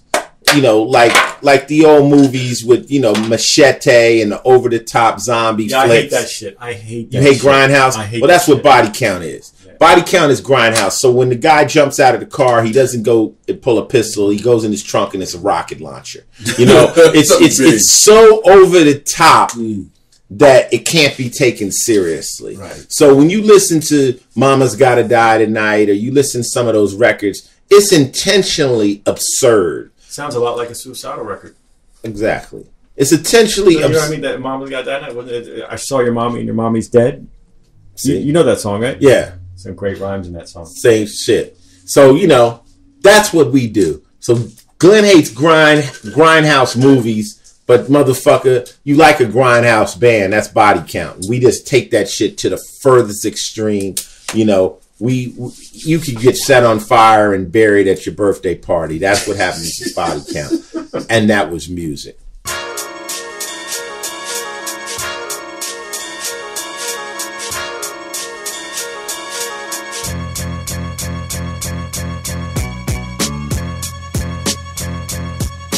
Before we get into Glenn's interview, let's take a second to talk about Audible. You can get classics such as my new Dungeons & Dragons book, Comrades at Odds, A Tale from the Legend of Drizzt, and my autobiography, Ice, From South Central to Hollywood, and American Desperado by John Roberts, all on Audible.com. John Roberts was one of the cocaine cowboys, and his biography is gangster. Audible is the world's leading provider of audiobooks with over 150,000 titles to choose from. You can even listen to audiobooks anywhere. They have Whisper Sync technology that makes sure you never lose your place when you switch devices, and even lets you switch between listening to an audiobook and reading an ebook on your Kindle. Now that's the business. For a free audiobook and a 30-day trial, go to audible.com/iced. That's audible.com/ICET. You'll be saving money, and you'll also be helping to keep the podcast free. Thanks again to Audible.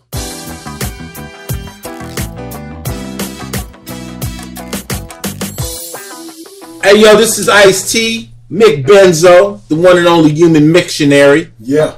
You can go to get Mickey's... human mictionary? I got a mictionary. Yeah, mictionary. Like a dictionary, but it's a mictionary. You can check it out on IceTFinalLevel.com. Well, actually, what I'm trying to do is get y'all... Because I know my book's going to be so popular, y'all can send in, words that you don't know they exist. Just let me check them out. I may put them in my dictionary, right? But I got a cover that I want you to go download. It's a PDF and go to your local bookstore. Put it on a book cover and just take a picture of it. We got to let them publishers know what kind of book is coming out, man. The Mictionary. Mickey has his own lingo. You're going way too far on that, Mickey. He's going way too far. But now, on Final Level Podcast number 28, it's time to get into the interview with Glenn Friedman, my man. This motherfucker is one of a kind, and everybody that knows him loves him, even the people that hate him.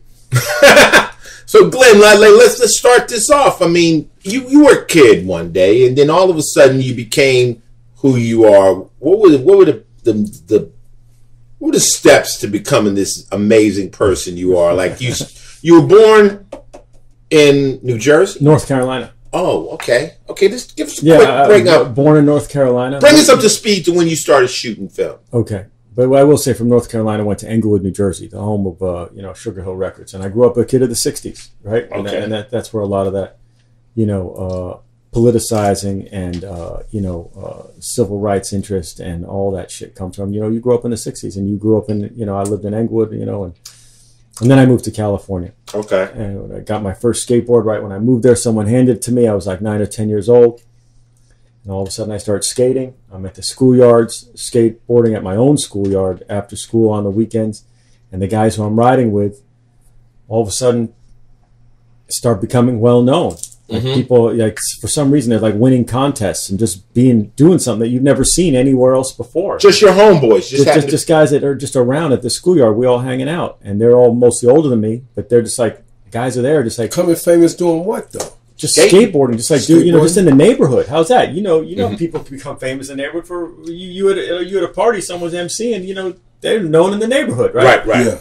Girls, everything that comes along with just being known in the neighborhood. So that was what was going on, and I thought what was happening with skateboarding was just kind of, for something in me just said, this is something really special, something amazing going on here, and no one knows about it. Right. And except for there was a magazine started to come out, and then another couple magazines came out, and then all of a sudden some of my friends are in the magazines, and I'm thinking, well, I'm here every day, and what I'm seeing, I don't see in the magazines. I'm seeing stuff even more incredible most of the time. There was one other photographer who was doing an older guy who was really doing a lot of stuff, Craig Stesick, who really wrote all the original Dogtown stories and really created the whole myth around Dogtown, which is really where skateboarding came. I mean, it didn't come from that, but it's why it became popular. You ask any kid who skated in the 70s, they were all inspired by the whole Dogtown Zephyr crew.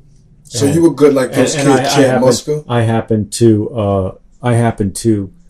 grow up with those guys. So, I started taking pictures of them. I started taking pictures because I thought I was seeing stuff that was better than what was in the magazines. And so where did you get your camera? I had a little pocket Instamatic camera, which is like, I don't even know what you can compare it to nowadays because everything's Instamatic. But it was a little camera that cost like, $15, if not 10 back then. It was a very cheap little camera that you dropped a roll of film into and you shot pictures with. I didn't know any better. I just started taking pictures, and I was even sending them to manufacturers. I don't know what made me think these things. I just thought, well, I'm going to, this guy's using this kind of wheels. They want to see these photos of people using their equipment because these guys are incredible. They're doing shit that no one else is doing. And so I would So how'd you get published? Well, that didn't happen right away. I was doing this when I'm already 12 or 13. I'm already taking these pictures. And then finally one day. So wait a minute, pause. Let's pause. I'm gonna stop you a few times because I like to make sure people understand. So you're 12 or 13.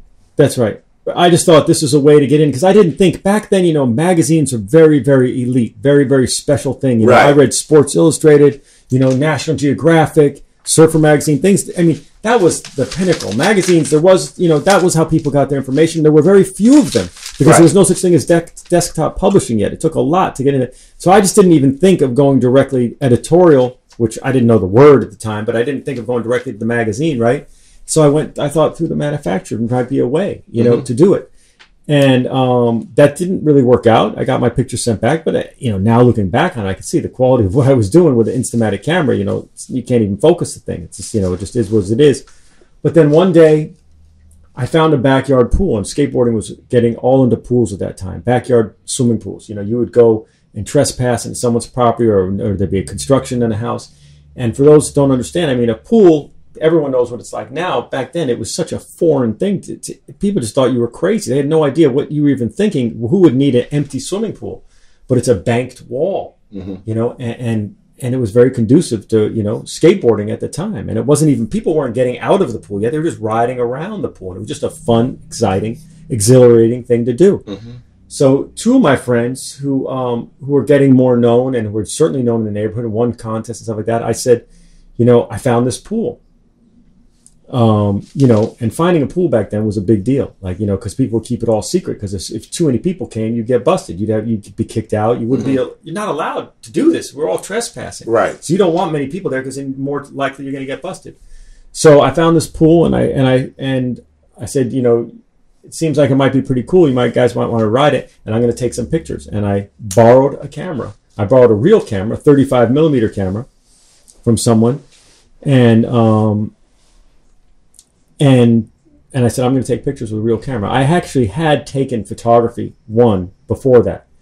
Just 6 months before that day, I was in photography 1, and I got a D. I didn't even pass the class. I used the pocket Instamatic camera, and I didn't follow any of the assignments, but I was learning all the basics. And I had even learned about a 35 millimeter camera, which is a real camera, right? At the time in the school. And I learned all about it, but I didn't use it. And that's not why I got the bad grade. I got the bad grade because I didn't follow the assignments. We'd just be messing around in class. And I went to school with a bunch of Jeff Spicolis, you know, Fast Times at Ridgemont High type thing, but on the west side.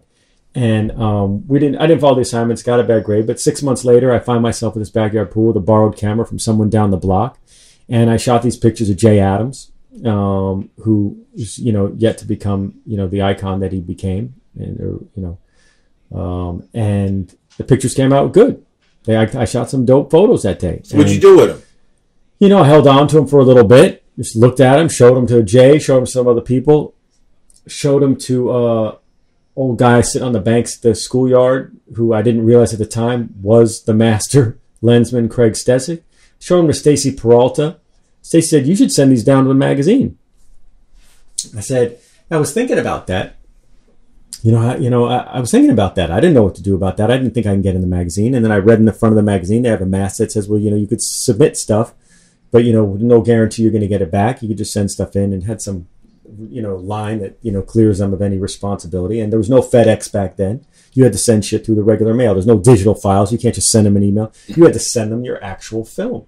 I'm like, these are really, I treasure these pictures. These are really good pictures I shot on my first roll of color slide film that I ever shot in my life. My first roll of black and white film that I ever shot in the 35 millimeter camera. So I called up the editor at the magazine. I called and asked to speak to the editor. I deepened my voice because I was only a 14-year-old kid. And I said, I've got these pictures and I want to send them down, but I got to make sure I'm going to get them back. And he says, okay, you know, what's your name again? I said, you know, Glenn Friedman. I said, okay, you know, we'll make sure we'll get him back to you. Because I said, these are Jay Adams, you know, he's blowing up. You know, he's something special. These are some special pictures. I need to get them back if you don't use them. He says, well, just, you know, include a self-addressed stamped envelope in there and we'll get them back to you. And so I sent down the photos, and about a couple months later, I don't know if it was 30 days or 3 months, I don't remember exactly what it was, but I got an envelope in the mail with a tear sheet. You know, just a page ripped out of a magazine. And I unfold it, and here's a picture of mine, full page for a subscription ad, with my name across the bottom. photo Glenn Friedman. And you were how old? I was 14. How did that? I mean, what did you do? I mean, I want to know your first reaction. Yeah, I was like, it's on. It's motherfucking on. This is crazy. I couldn't believe it. I was in awe. And there was a check in there, too, for $40. Oh! I got paid to do this. I couldn't even believe it. The whole thing was out of control to me. I went and opened up a bank account. I was like, this is crazy. So like, I got the photo in the magazine. It's got my name on it, which is huge at the time. I'm like, it's like, I didn't even, any of this was happening. The only drawback was, of course, it wasn't the photo I liked. It was a shot that I didn't think was very good and, you know, relative to the other ones I shot. And, But he was doing something that was inspiring and incredible. I knew he was falling. He wasn't even going to make that. But he was coming out of the pool, which no one had done yet. He was flying out of the pool. And you couldn't make that, you know what I mean? But land it and ride back out of it. He was falling, he was kicking the board out, but the attitude and just that he was out of the pool was so radical looking to people. You know, it just really inspired a lot of people. There's a lot of attitude in it, and I was just like fucked up. You know, and this was all a skateboard picture. That's a skateboard. That's where he started. So okay, cut my teeth. They cut his teeth in this, and then he went on to shoot skateboard pictures, becoming well known at that. Now, my next question is, because your story is so elaborate. How did you end up in the punk scene taking pictures? Because in your book, right now, Glenn has a book out. Let's talk about this book real quick so you know. He has a book out. It's called My Rules.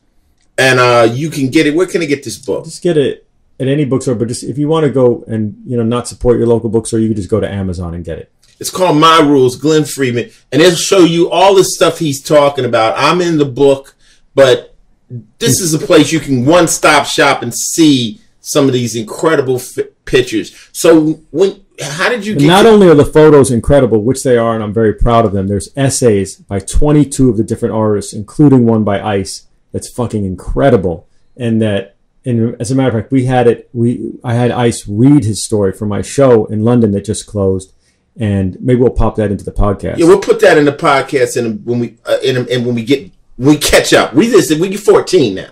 All right. So now, how did you get into the punk scene? Well, let me just explain for a minute. That time getting the first picture published. I'm in Dogtown, which is known now. I'm hanging out with the Z-Boys. Which is like Dogtown's the west side of Los Angeles, where this whole thing really exploded, right? And these guys, I'm from the nice side of town. They're from the rougher side of town. You know, so I'm catching shit from them all day long. Not only am I younger than all of them, I come from a nice neighborhood, but I was taking photos. And just to be down with this crew, if I wasn't doing the right shit, I'd get my ass whooped, or I wouldn't even be allowed to come. You know what I mean? To come along to these adventures, to do these things. But I had to prove myself as a young kid. It was harder for me. And I got harassed, and I got, teased and to no end. But the work, proved itself. You paid some dues. I definitely paid some dues. Okay, so now... And what I'll tell you then, you want to know about how we got into punk rock? Yes. I mean, by the time the 80s are coming to a close, skateboarding had a peak. And as everything does, there's waves. And during the late 70s, things were going on in skateboarding that were like, it was setting all the ground for what was to come, even to this day. It was happening at the late 70s, right? And it was so much was going on, it just almost kind of like overdosed and killed itself. There was still skating going on, but no one was making money anymore. It went back underground. Skate parks all dissolved because of insurance problems. And at that same time, punk rock started coming up. And friends of mine, we were listening to, skateboarders are kind of a progressive group of people. At least they were back then. And we started listening to this music because we were just, people would skate while they're listening to music. And we would be listening to, Led Zeppelin, Jimi Hendrix, Ted Nugent, the fastest, the loudest, the hardest, Again, back in the 70s, before we knew what an asshole Ted Nugent would become, his music was really special. To us, it was really good. Right. And we were always looking for the next thing that, to keep you hyped up. And punk rock came along, and it was like, it was a perfect match. It was like, it was aggressive, it was loud, it was angry, it was exciting. And it had just come out. It was something new. And so there you are, and you got your camera. And our own friends started making their own bands. People who are skating start paying their own bands, having their own shows. And you start going to your friends' shows, and you start going to small nightclubs to see bands play. And all of a sudden you realize no one's on a fucking stage 100 feet away from you, 1,000 feet away from you. You're right up against the stage. And this shit, just like skateboarding, kicked my ass to make me to take photos. The punk rock shit that was going on was like, I knew something was going on here that no one had ever. People need to see this shit because this shit is kicking my ass. I need to kick everyone else's ass. I need to show everyone what they're missing. And so I started taking pictures from right there in the front, right in the center of it. I was a punk rock kid taking pictures of my friends. I was a skater taking pictures of my friends. I'm not a voyeur looking in, thinking some interesting cultures like some creepy motherfucker. I'm in there. I'm one of the people doing it. You got crazy pictures of Minor Threat, Black Flag. You got people in here. You got Bad Brains. I mean, the fact that you were there when this thing was cracking.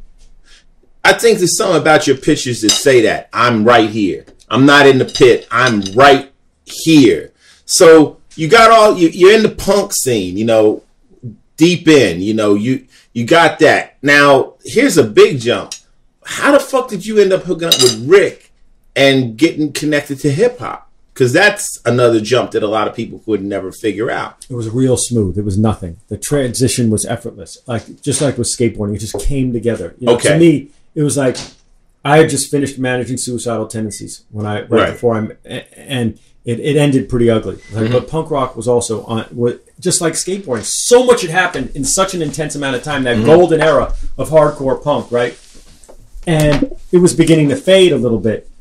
And right then, hip hop was coming up, which really, to punk rock people, was like just black kids' version of punk rock. Yeah, exactly. It was rebellious. It was made by the youth. It had nothing to do with the adults, and we were doing our own thing.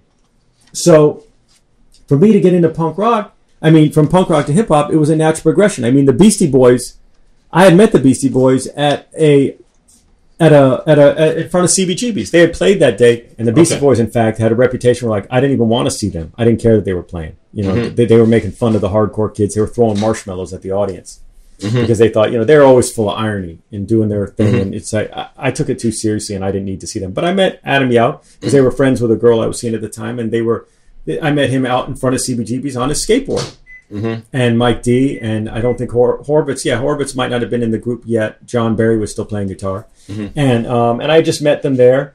And then years later, somehow through this girlfriend, she sent me early hip hop tapes. I remember my first hip hop tapes coming from Brooklyn with the funky 4+1 and typical Grandmaster Flash and Bambaataa stuff and all those records that were coming out. Treacherous 3. The new rap language. So you had a black girlfriend? No. She was a white girl. She was a white girl from Brooklyn, right? Who grew up with Yao, but she was cool. She was a hip person, and this was '82, and she's sending me hip hop tapes, so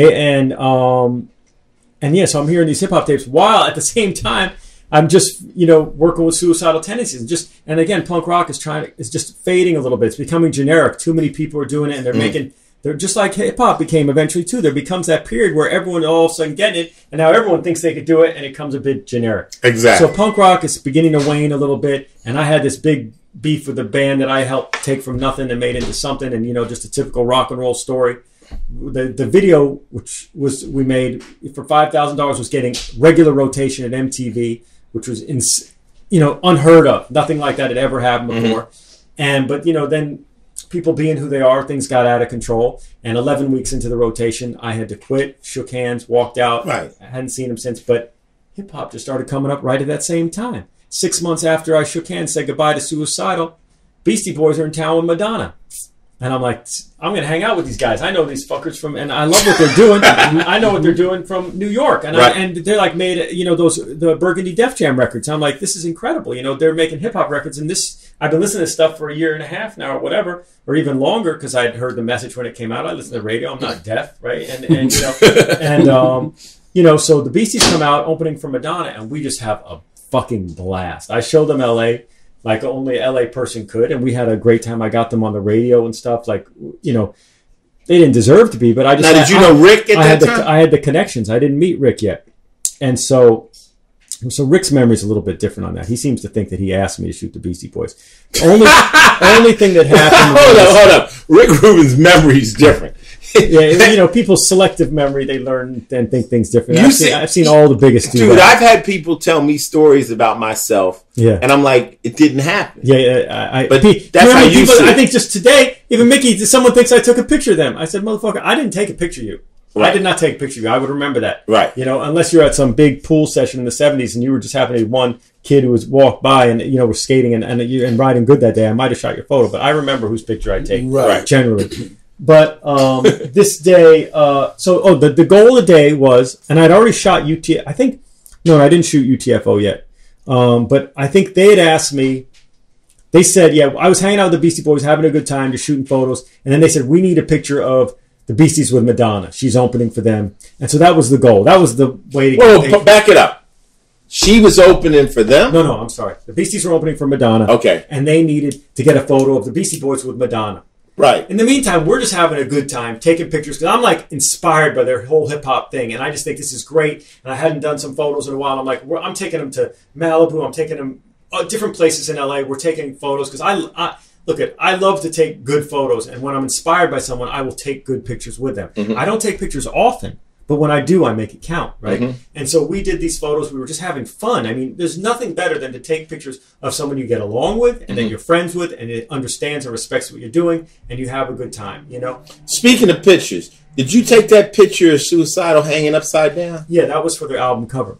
How did you get them to do that? Well, in that point in time, no punk rocker, no self-respecting punk would put himself on the cover of a record, right? You just don't do that. That's too egomaniacal. That's just crazy. You have artwork on the cover, you do something else.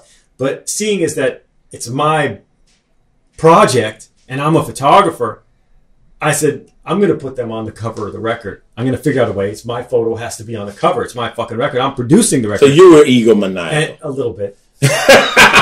Someone once said, Tony Al, I think once said, I mean, ego drives people to do these great things sometimes. And but also inspiring people. I thought it would be something different. And I wanted to do something that's special. A famous pitch. And so, as if all the other ones in the book aren't. God damn. God damn. I just gave you a compliment. I didn't say that's the most famous. I said that's a famous So picture. Let me just tell you that photo, though.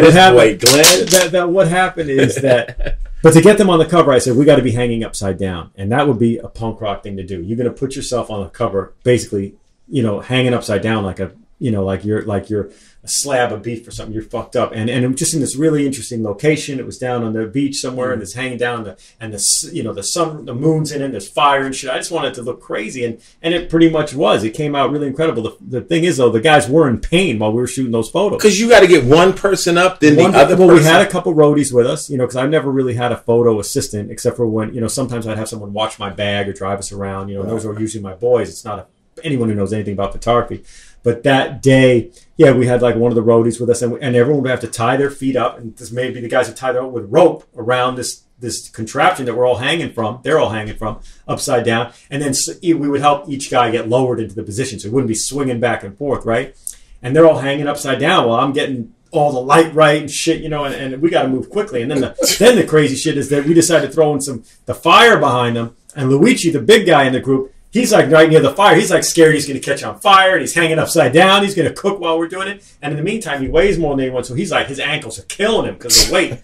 Jeez. But we got now they would CGI that bullshit. Now, we do it for real. That shit was real. No Photoshop. Okay. So we got so much to talk about, Glenn. But we got into hip hop because I was into hip hop. I loved hip hop, and I was being inspired by the music. So I did these photos with the Beasties that first session, and we sent them back to New York. We never got the photo of Madonna. She wouldn't do it.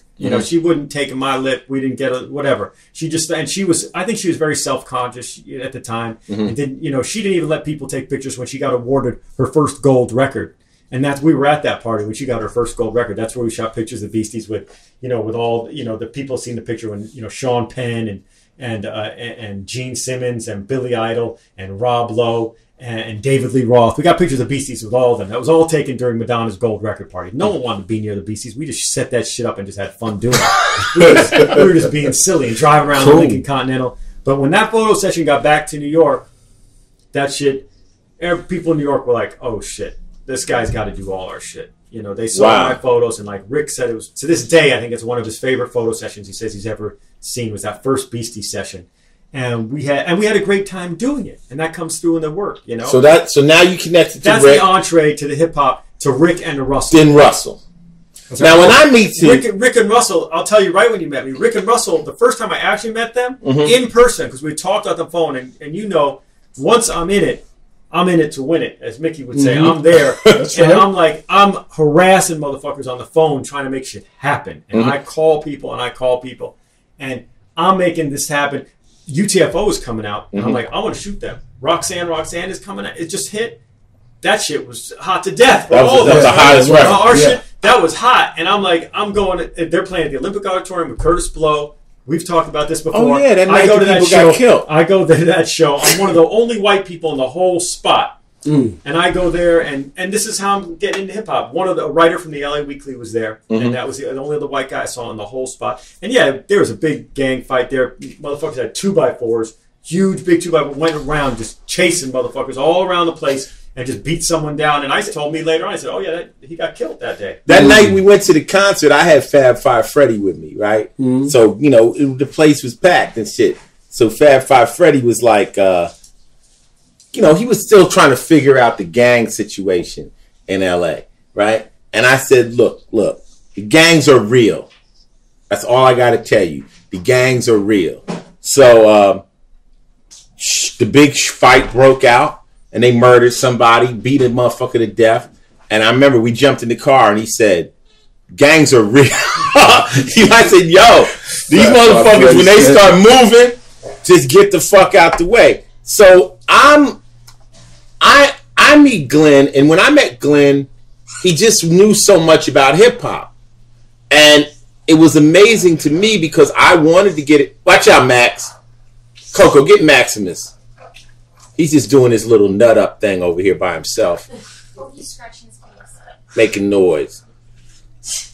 I was just amazed, Mickey, to meet somebody that was so, how would I say, educated in hip hop. Because I'm in LA trying to be a rapper, but I couldn't even talk. For him to be able to talk about the Fearless or the Funky, I was like, damn, like a kindred spirit, like somebody, just a stranger. Right. That's really in the scene, and me being an LA rapper, the way we felt was we're rappers, but New York are the real rappers. Like I wanted to be a real rapper. And I always said my goal was never to be the best. It was just to be mentioned amongst the rappers. I wanted to be in that world. They weren't mentioned in any LA cats when they would say rappers. That was my agenda. So I met Glenn. It wasn't even, he never even said anything about take a picture, this, that, and the other. He was just a white guy I met that knew a bunch of shit about hip hop and was somehow connected to Russell and all that. Scene. And he had tapes of all kinds of cool shit. I heard I Need a Beat from you. I heard Public Enemy #1 from him. All these different things and stuff. And he would give me like pointers. I'm listening to my stuff, and it wasn't comparable to the New York stuff. But he was honest about it. So I moved forward, and while I moved forward, you just started taking some of the biggest pictures ever. All of a sudden, I mean, what was your first? I think you saw me. I think after the Beastie Boys. After the Beastie Boys, I took UTFO, and that's a whole other story for another day, which was an incredible, funny story. But I met Rick and Russell face to face at American Bandstand. Okay. When King of Rock was about to come out or had just come out. And that's when I met them face to face. And I took them all around LA. We went to Westwood and they had never seen the cruising that was going on. Kids used to cruise in Westwood. Hip hop kids, black kids would cruise in Westwood and have their stereos all blasting.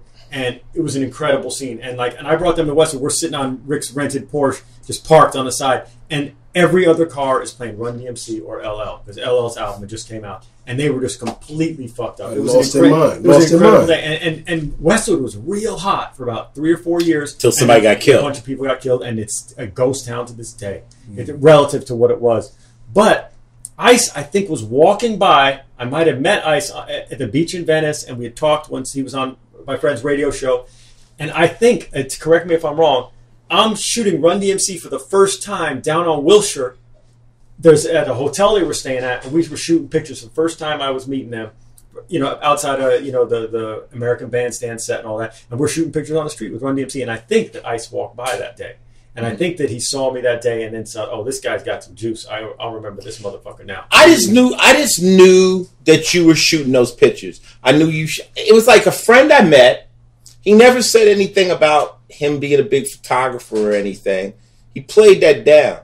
But then all of a sudden I'm seeing his name pop up. I'm like, well, and you can't get bigger than Run DMC and the Beastie Boys at that time. And he was shooting pictures. And when we started, he was like, yo, look at this. They're sitting on the floor. I got them sitting on the ground. Remember that picture you had? We're running them sitting on the ground and all this cool stuff. And so I get my record deal. So it was a no-brainer. I'm like, I got to get Glenn to shoot my cover. But, but before that, I just want to remind you, there was a rock magazine. Mm-hmm. I convinced them to do a hip-hop issue. Mm-hmm. BAM magazine. Yeah. And they were doing it, and I didn't take much convincing. They kind of came to me and we worked out all together. But they wanted to do something on Rick and Russell and the Beasties and Run and LL. And then for the LA edition, they wanted to put in an LA rapper. They wanted to put in Ice. And that's why I first said, I called them up or whatever. I said, we got to do a photo of you for this magazine. Yeah, you're right. And we put Ice in with all these motherfuckers, and he definitely wasn't near that stage. That level. But it was great. And those photos from that first session are in the new book. Yeah. So it was a weird situation. Glenn had blown up. He's over here with all the big boys. I'm coming along, and I say, I need you to shoot this Ryan Pay's album cover. And he says, well, we're going to do you. I only shoot motherfuckers I like. I like you. You dig? Mm-hmm. We're going to shoot you in a Porsche with a palm tree and a girl in a swimsuit. You got to look like it's LA. You cannot look like a New York rapper. This picture has to say California. Well, it's like every great producer. I mean, you accentuate the positive. You bring out what's going to speak to people the most, right? With his photograph, I mean, we can't try and be New York. You got to try and be almost a comic book version of you. You have to exaggerate what you have is good. And that's what you're supposed to do in every photograph. You bring out the most. And there was no motherfucking denying that across the street from the Beverly Hills Hotel in his slant-nosed Porsche with his lady at the time, in the car with the next to nothing bikini, that this was with a palm tree in the backdrop of the whole thing. This motherfucker is as far from New York as possible. No, he is L.A. Right. And so we shot that. He got a picture of me in a Porsche rolling. We shot driving through, and it was a hit. The first album. I think I got $40,000. Hey, Coco. The dogs are wilding. Hey, Max. This podcast is done under the supervision of King Maximus and Spartacus as they go into their craziness. Okay, they wild out every time Coco leaves the room. Yeah, but we shot that album. I got $40,000 to do the whole album. The album came out and went gold, and I was in the black, and it was a no-brainer. We had to go and do another album. And, of course, we had Glenn. So I had a concept. I said, we want to just shoot a cover where you see the front and the back. I think that's where it is. And I said, we want to show the front will look like me and Evil got guns, and the back will be a reveal. Glenn was like, we have to emboss the album cover. Remember, you were like, it has to be embossed.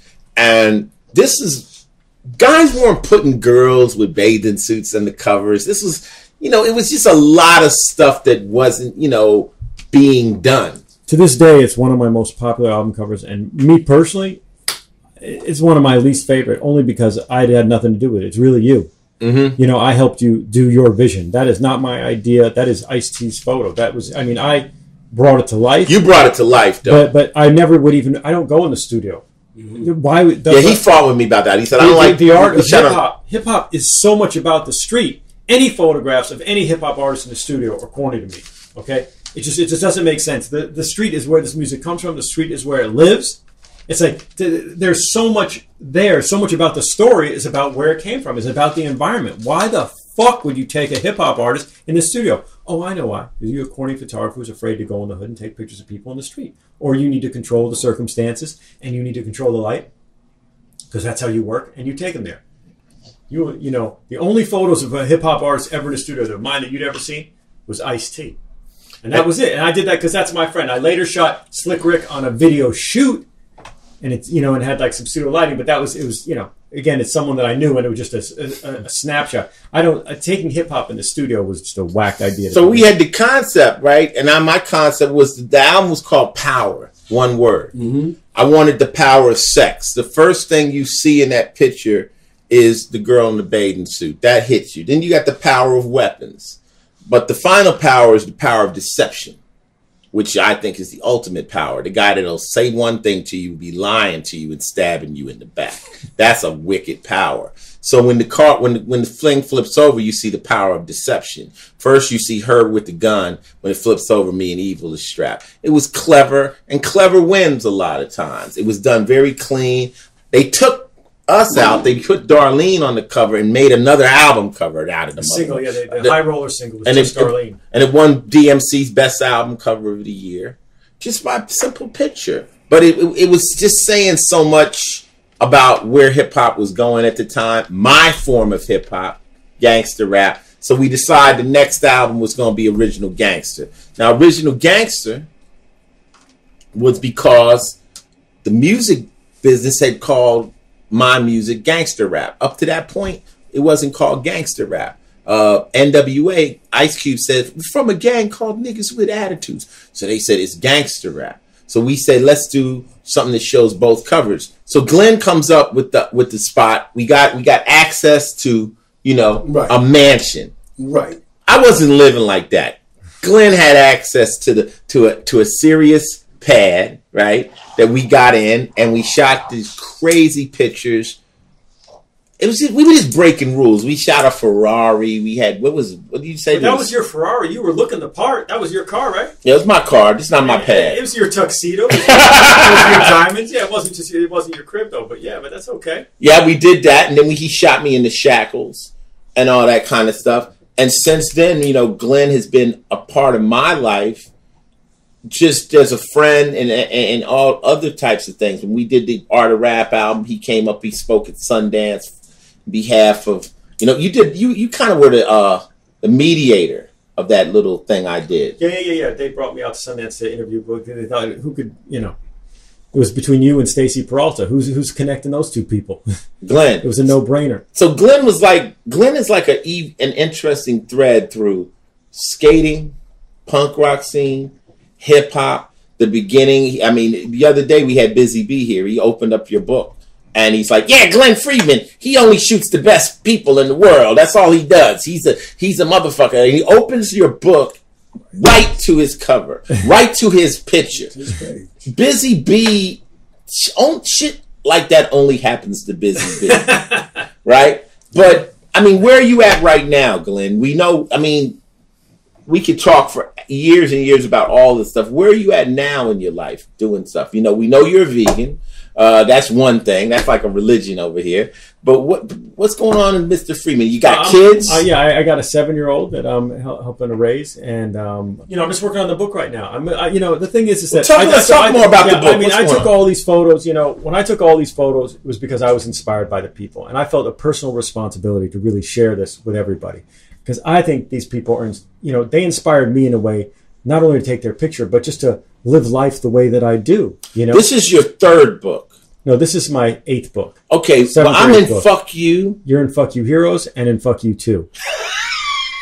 Fuck You Heroes and Fuck You 2. What's Fuck You Heroes? Explain what's Fuck You. Some people misinterpret it. And that book's out of print now. It's a classic and it's selling for like $600 on Amazon. But what Fuck You Heroes was, people were heroes because they said fuck you. It's people who didn't just stand down. People didn't, do what people told them to do. They were heroes because they said fuck you to the status quo and what the normal shit was that people were doing. And they were, therefore, just like someone's an American hero, they were fuck you heroes. And that's how that came up. Then I made an art book called The Idealist.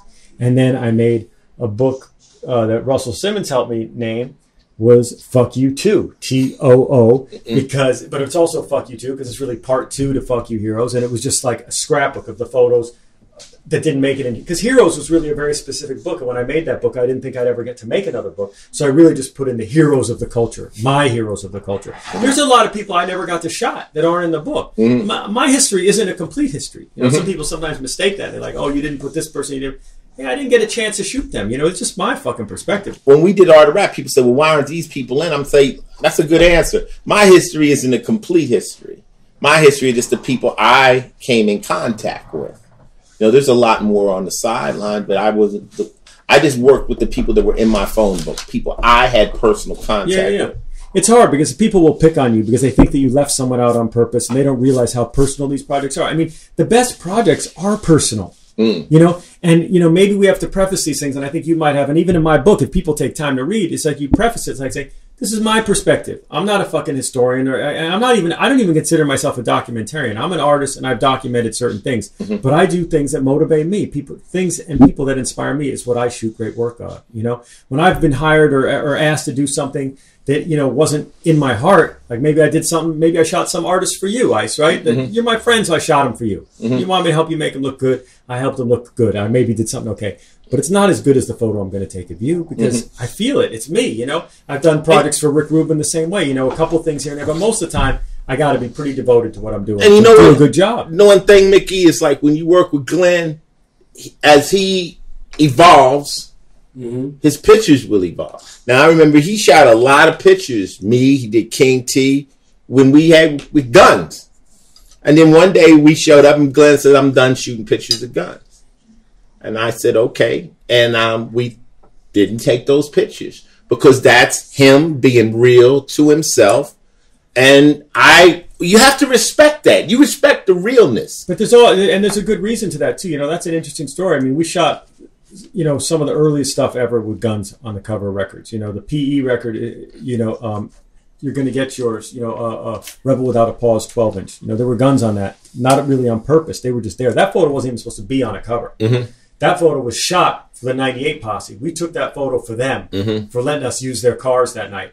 And Chuck and Hank are in the studio making the next album, and they come up with Rebel. And that photo was just, I gave them 10 copies of those prints. They don't realize how much those things are probably worth now, but I gave 10 copies just for the posse to have, just 8x10s of them, you know, in front of their cars. And a couple of them pulled out their guns, and Chuck and them were like, you're crazy to ask these fucking crackheads if somebody has to pull out their guns, you know. I didn't know any better at the time, but that was the first one with guns. But then we did stuff with King T, stuff with you, Act a Fool, yeah, and you know, and it was kind of glamorous in a way, but I didn't think I was glamorizing it, because the truth was we were showing a part of the culture that exists and sharing it with the people that just didn't understand and didn't know it was there. And I thought for that reason, it's very valid and important to tell the story. Just like people used to say, it's like a gangster movie or something. You know, it's just another culture. You're exposing people to it, but it's a very real thing. Well, you know what? I always felt like this about the guns. If you are shooting me and I brought the gun for the photo shoot, well, then that's a fake picture. But if I happen to have a gun in my pocket when you're shooting me and I pull it out, that's my gun. That's right. And I'm showing you this is just what it is. Like you got a picture of me with the 380 you took what I had on a leather coat one day. And it was on the roof of my building. On the roof of my building. And at that time I was carrying every day. You know, that was just, I could have pulled some money, a wallet out. It's like he said though, in New York we wasn't doing that. But I'll tell you what happened. LA prevailed it, and that's the scene that was happening in LA. Because that's eight and a half years later. That's 8.5 years later after hip hop really started. When you started shooting guns. Yeah. You know, that it's true. Perhaps I'm not. What I'm talking about is that we were trying to show a part of the culture of the people I was shooting. We're trying to get in deeper with the people I'm shooting. But there came a point. I shot South Central Cartel's record, right? And it was called In Gats We Trust. And that was like, you know, that was an important part of that culture. But I did that day. It wasn't that easy. It was a bit uncomfortable. It was the first time back down to South Central, where I've been many times after the riots. And people were like, what are you doing down here? And really, that's not typical for South Central. People are usually very warm, at least in my circles I traveled, no matter where I went, no matter what projects, wherever I was, you know, Nixon Gardens, wherever it was that you go, you know, or wherever ICE would bring me, or we would hang out, people are cool. People are just cool, generally speaking. When there's trouble, and that's no matter where you go. But I went to fucking Roscoe's to meet them, and people were already upset with me being there. And, you know, it was a different thing, a different time. Shit was hot. It was really crazy. So I shot the picture of them, and we did those pictures, very aggressive, very much about gun culture and how they live by their guns. But then that night, I think it was that same night or that weekend of that, I went to the premiere of Menace to Society. And I saw that character, O-Dog, and I felt like walking around with Ice and hanging out with Ice. I met someone like that. I met kids like that. But that movie made me think, you know what? It doesn't matter. You know what? I don't mean it to be glamorous. I'm not trying to glamorize it. I'm trying to show the culture. But this is going in a really fucking ugly place now. I got you. People are taking it it's out of control now, and it took that to see that character, and I was just like, the lack of respect for human life, of life at all, and I was just like, even if it is showing the culture, you know what? I was one of the first people to do it in that scene. I did it in a way that I was respectful to the artist, and it's like, the truth is, any photo with a gun in it, people look at the gun before they look at anything else. Mm-hmm. They don't look at the person; they look at the gun. It's cheating. Mm-hmm. It's like, it's just, it's titillating. It's just like, it's intense. And I could look back on it now. Any photo with a gun in it is just like, it's all about the gun. But you know what it is, Glenn? I'm going to tell you what it is. But you're taking away from the character of the person, even if it is their character. But I'm just saying it's cheating. But you're real. See, the thing of it is... And so I stopped doing it. I'm just saying I stopped. That was it. Never a gun again. Because you're a real artist. See, this is not just taking a picture to you. This is art to you. And it has some type of meaning. And you got a different outlook. And you got a social responsibility to you. So somebody like me respects that. So, and in your book, you see the full scope of all the pictures you've taken with BDP, with like I'm saying, with Black Flag. So this show just happened in England, right? And when you go to see the displays, you can actually hear some of. It's interesting. In England, we had a room where we just had yourself, Ian MacKaye, and Alan Ollie Gelfand. Right. Ian MacKaye, started Discord Records, DC, Washington, D.C., hardcore punk rock music. He was in Minor Threat. Mm-hmm. He was in the Teen Idols before that. But he's most famous for Minor Threat and Fugazi. Mm-hmm. Legendary bands. So you can hear him talk? And I had you and Ian MacKaye and Alan Gelfand read their essays from the book. Oh, the essay that I wrote in the book. The essay that you wrote in the book, you're reading. And you could and you go into a room and a light went from one photo, a photo of ice. While the light's on you, you would be reading your essay. Then the light would go to Ian, he would be reading his essay. The light would go to Alan, and he would read his essay. And Alan Gelfand, just for people who don't know, is the guy who invented the trick called the ollie, which is what a lot of skateboarding revolves around that trick now. And here's this little kid who invented it when he was, when he did, and he tells his little, he reads his essay from the book. Can we let people hear my essay? Let's do it. Let's do it. Just after I'd moved from South Central to a little efficiency apartment in the Hollywood Hills.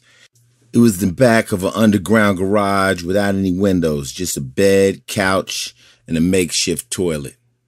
And a bullshit little kitchen area with a hot plate. The rent was less than $400 a month. I was rarely hustling anymore. I just wanted to do what I called survival licks, like little moves that would allow me to pay my rent.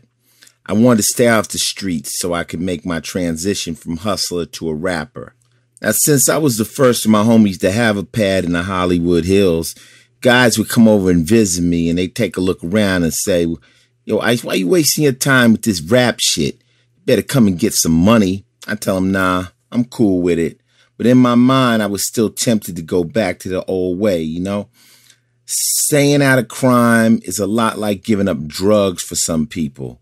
You can tell yourself you're done, but in the back of your mind, it's sitting right there on the shelf and you can always go get it. Now, I had other friends who were still hustling, but they believed in what I was trying to do. They'd come through and hit me off with some paper to try to help keep me above water, almost like they were investing in me. I can remember one cat came over and said, "Yo, Ice, if you make it, I'm going to stop too." But he was dead within the next year. There were so many of my friends from that period who didn't even live long enough to see me successful and make the move. What gave me the strength to stay focused was that I had gotten a small taste of hip-hop fame. I'd done a couple of shows early on, even sold out the Fillmore in San Francisco off the strength of just a hot single. I can remember telling myself, shit, this is where Jimi Hendrix played. I wasn't going to jeopardize that by going back to hustling in the hood because the hood can take you under real fast. Prior to rap, I didn't give a fuck about anything because I didn't think I had anything of real value. But after I started rapping, I could feel that I had something. Rap was my vehicle, my ride out of the hood into opportunity. And once I got out, I planned to do so much more. I loved rap. But in my mind, I was really just leaving on that first bus. I believed then, and I still believe today, that if you're given an opportunity but won't take advantage of it, then you're a real live sucker. Cats might have, said I was wasting time with rap, but I saw an opportunity. Instead of taking the initiative to run up in a bank, I was going to use that initiative to run up in the rap game or run up in a movie, or it was all the same hustle to me. And I was determined to mash it to the fullest. I had to pawn all my jewelry and all the other entrapments of street life to make it happen. Then that was cool, In fact, the only thing that you see on the first album cover that I actually still own was my slant-nosed Porsche. Even when I was flat broke, I was still like, yo, I'm going to hold on to my whip. It was my one piece that, it kept me all the way through that period. And I could let other things go, but because I knew on the streets I would only be appreciated for what I had. I mean, it's kind of like if they call you Whitey on the streets, it's probably because you got a white Benz or you always wear white, On the streets, what you had defined you. But I always wanted more than that. When my music began to hit for the first time in my life, I felt like I was being acknowledged for doing something positive instead of something negative. I was being appreciated as a person. I loved that feeling. And that feeling still drives me today. Back then, I was learning that I didn't have to impress the hood anymore. The rap game was giving me something much more valuable. I just had to be confident about it. It's like my pimp buddy Kenny Red once told me, if a motherfucker has to tell you who he is, then he ain't shit. If it's real, it's gonna show. If somebody is rich, they ain't gonna tell you they rich. You gonna feel it. If they powerful, they ain't gonna tell you they powerful. You gonna feel it. You gonna know. If they got the bad bitches, they ain't got to tell you. You gonna feel it. It's gonna show. You ain't gotta tell me who the fuck you are. I'ma feel it. And how real is that? Damn, did I say that? That's what I said. No, it was cool. He asked me to write this thing. Then he called me up and he said, Ice, could you put it on tape? So I put it on tape, and then so I was kind of like in England with I Glenn. thought that was cool. I liked it, though. It was incredible. That was People nice. loved it. That was nice. So what's going on right now, man? What's the next step in Freeman history? The next step is for everyone. I hate. That's one of my most hated questions. The next step. It's that. Just catch up to me. Dude asked me yesterday. He said, "Where's hip hop going?" I said, "If I know, I go there and wait on everybody." You dig what I'm saying? Yeah, I think is there anywhere your fans can go and find out about you or follow you or the website that has most of my work is burningflags.com. Okay. The new book, My Rules, is, again, I've put out I've put out a lot of books. This book is a combination of Fuck You Heroes and Fuck You Too, the best of both of those books in one book, plus about 30% of stuff that no one's ever even seen before. So you got all these classic photos, Public Enemy's first album cover, LL's, second album cover, pictures of Beasties when no one knew them, pictures of Minor Threat and Black Flag and Bad Brains that no one's ever even seen before, or maybe, and pictures of LL, pictures, Chuck D and Flavor Flav wearing Minor Threat t-shirts, pictures of, the Fat Boys, pictures of, a lot of different bands, a lot of people. But again, then there's the essays that people wrote, the artists like, Ice wrote his piece that we just heard. Adam Horowitz wrote something for the book. Rick Rubin wrote something for the book. Ian Mackay, DMC, Chuck D wrote an amazing piece. Rakim, one of the few people that I don't know personally, because everyone else I know pretty well. I used to know Eric. I didn't know Rakim. I shot him a couple of times, but we were never really friends. I was always too intimidated because he's like my favorite MC of all time. But he wrote something for the book that's amazing. His last line in the essay, I had to look it up on the internet. I said, where the fuck did he get that? Because he could not have written that. And I tell you, I did a search of that quote. No one ever said it before. It was amazing. Crazy. That's the God, man. That's the God. Well, Glenn, we could do another 2 or 3 shows on you because your life has been very, very interesting, but it threads the needle for me of how a lot of these cultures connect, and people need to know that. And we're just glad to have him. Glad to have you as a friend, Mick Benzo. You know, everybody that knows you respects you. I always say at the end of the day, you know, to have people, it's not what people say in your face, it's what people say when you're not around. That's what matters. And, you know, I ain't never heard nobody say nothing bad about you because they just say, if Glenn likes you, you've accomplished a great thing. So that's Glenn Friedman. Let's move on with the podcast. Can we continue? Glenn Friedman. Okay. To you. All right, this is podcast number 28 with the world's famous Glenn E. Friedman in the building with my man Mick Benzo. How you doing, Mick? Is everything man, good? I'm good, B. I'm good. Okay, we're about to go into one of the favorite segments of the podcast, and I'm sure we got somebody over here that hates something. This is called I'm Not a Hater, but I hate shit. And what we explain, a hater is a jealous, envious person that wishes they was in your position. We're not talking like that. We're talking about things that just bother the fuck out of us. And this is I'm Not a Hater, but I hate shit. Glenn, what the fuck do you hate right now? Dishonesty. Okay, you hate dishonest. I can dig that. This from anybody, right? From anybody in any circumstance, anywhere. But but really, the thing that's getting under my skin these days is people who don't know how to fucking communicate. People who only try and send texts and can't pick up a fucking phone when there's something important to talk about. But then they like write you an email or say something's wrong, and I say, just call me. And you can't call me? You are foul. You're a weak individual. You are a really bad person. You text me, I don't get text. I get on my computer because I don't even accept text on my phone, right? Right. But if you're in the middle of a conversation and you just decide not to reply just because whatever, it's a text and you just don't have to send back, fuck you. That's bullshit. That is impolite and that's wrong. Right. Fuck this texting bullshit. Real people speak to each other. Fuck this typing. A text is good to say, oh, I'm going to be late. Right. Here's the directions. Right. Are you around? Right. End of texting. Well, those three phrases. End. Now you call somebody. Let me ask you a question. Now, I'm kind of on the fence. I know what you're saying, but I don't have an answer on my phone. Neither do I. Okay, I don't have an answer on my phone. My attitude is if I don't pick up, at least text me. Now, Mickey and me talk. I talk to him almost once, at least twice a day. But we'll say, call me. Right? He won't. I don't write the whole long text out. Just say, call me. Right? Fuck those long texts. Yeah, right. Call me. Call me. And then I'll call him. And we have been around each other long enough that we know, say it as quick and as short as possible. You know, we don't need the whole Martin Luther King speech. Just get to the point. And then he goes, copy.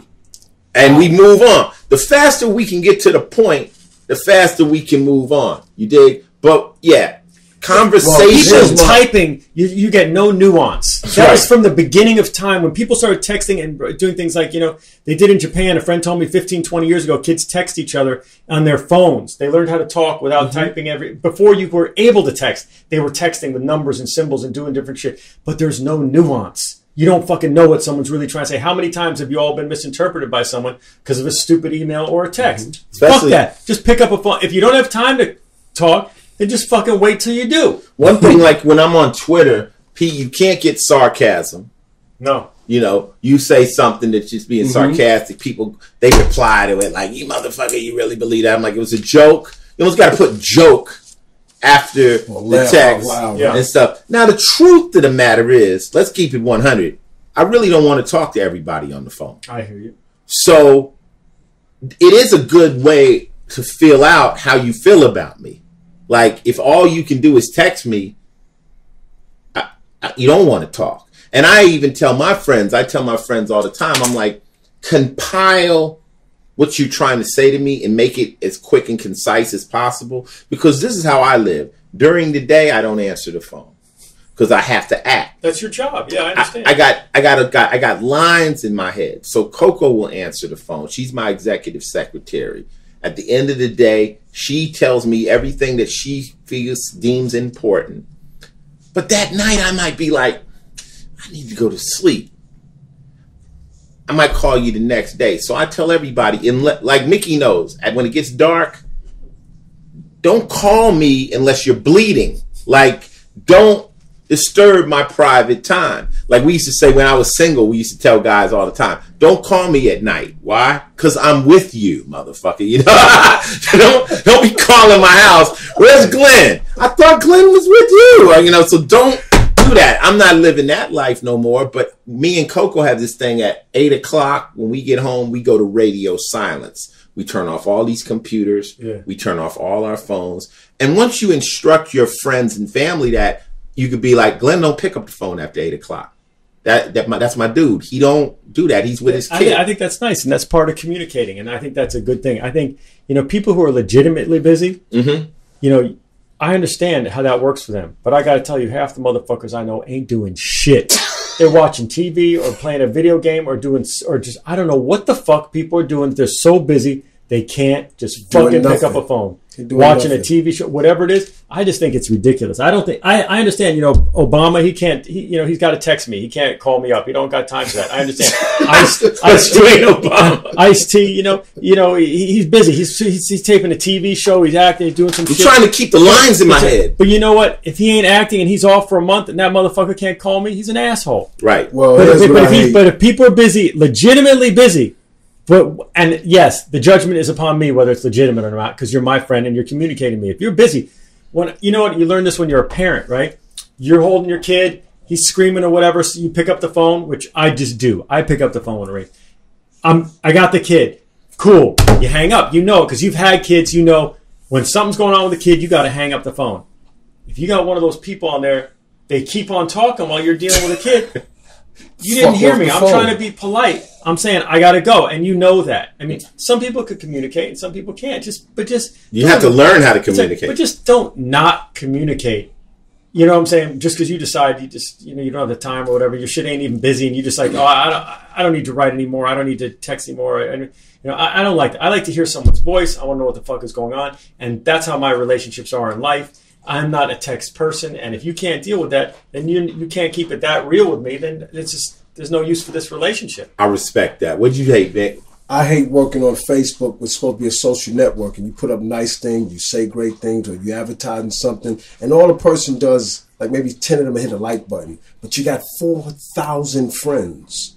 I don't have 4,000 friends. I started deleting at least 1,500 of them. And I'm looking to delete another 1,500. You know 1,500 people? Exactly. I don't know 4,000 that sit on your page and spy. So Facebook and Twitter is becoming a spy page. You put something up, you know, just advertising, or you write something positive, and you get 2 likes, but you got 4,000 people, so right? you hate not being recognized for shit you want that you put up? Well, I hate people that spy your page. You got 4,000 friends. Yeah, but they're not all seeing your shit. They like 4,000 other people. Well, their shit comes up on the feed. Your shit, I see you once every month. Well, that's why I'm going to get rid of 3,500 of them. Well, yeah, you can break it down to just the people who are sincere. But you're right. A lot of people on these sites are just watching you.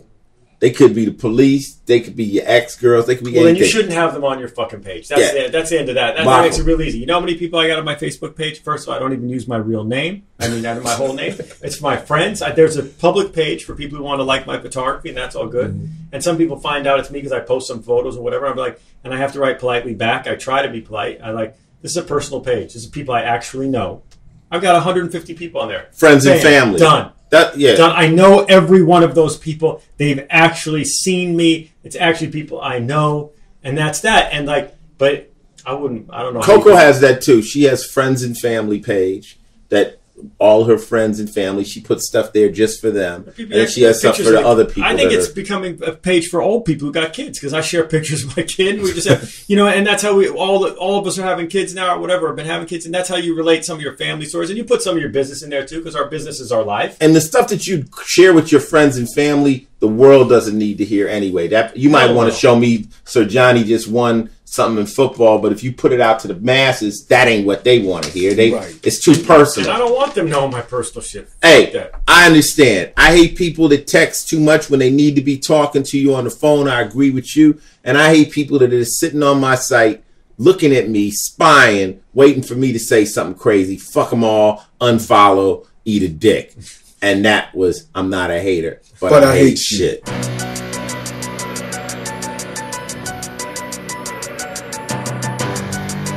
Hey, yo, this is the Final Level Podcast, number 28. Yes, you have reached the final level. You are at the event horizon, and this is philosophy. The philosophy segment is brought to you by my Twitter page, which is at Final Level, and I do this thing called the Daily Game.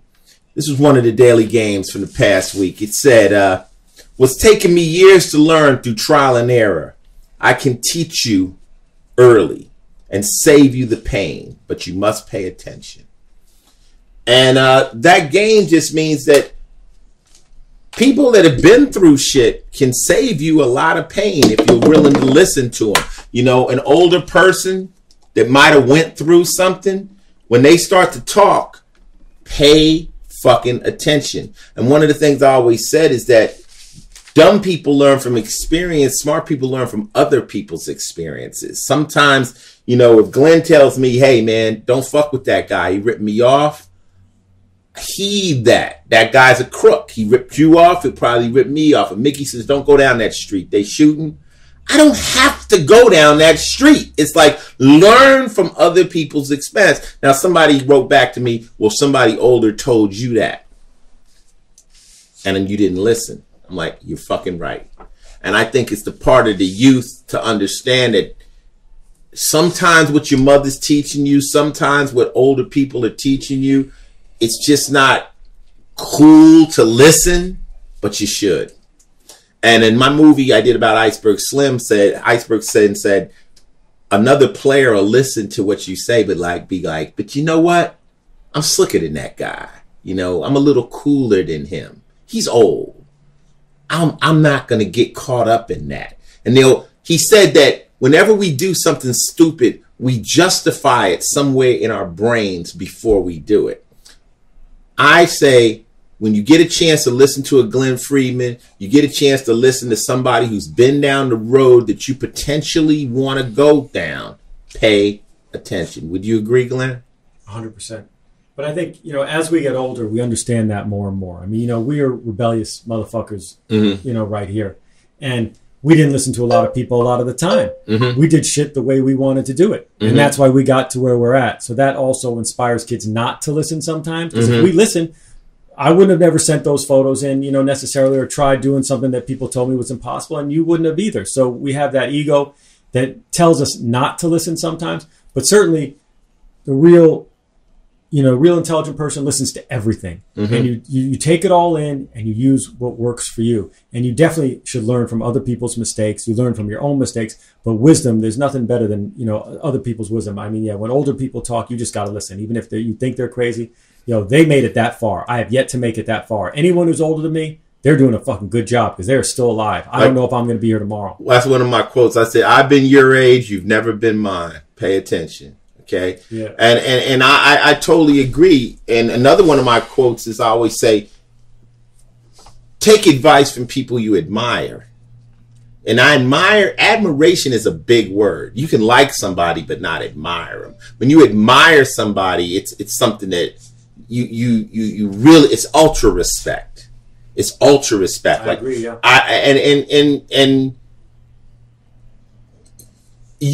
The game you have may not apply to anything I'm going to do in life. You might have ultra game about being in the photography business. But if I listen to it, there's jewels in there that I can apply to my life.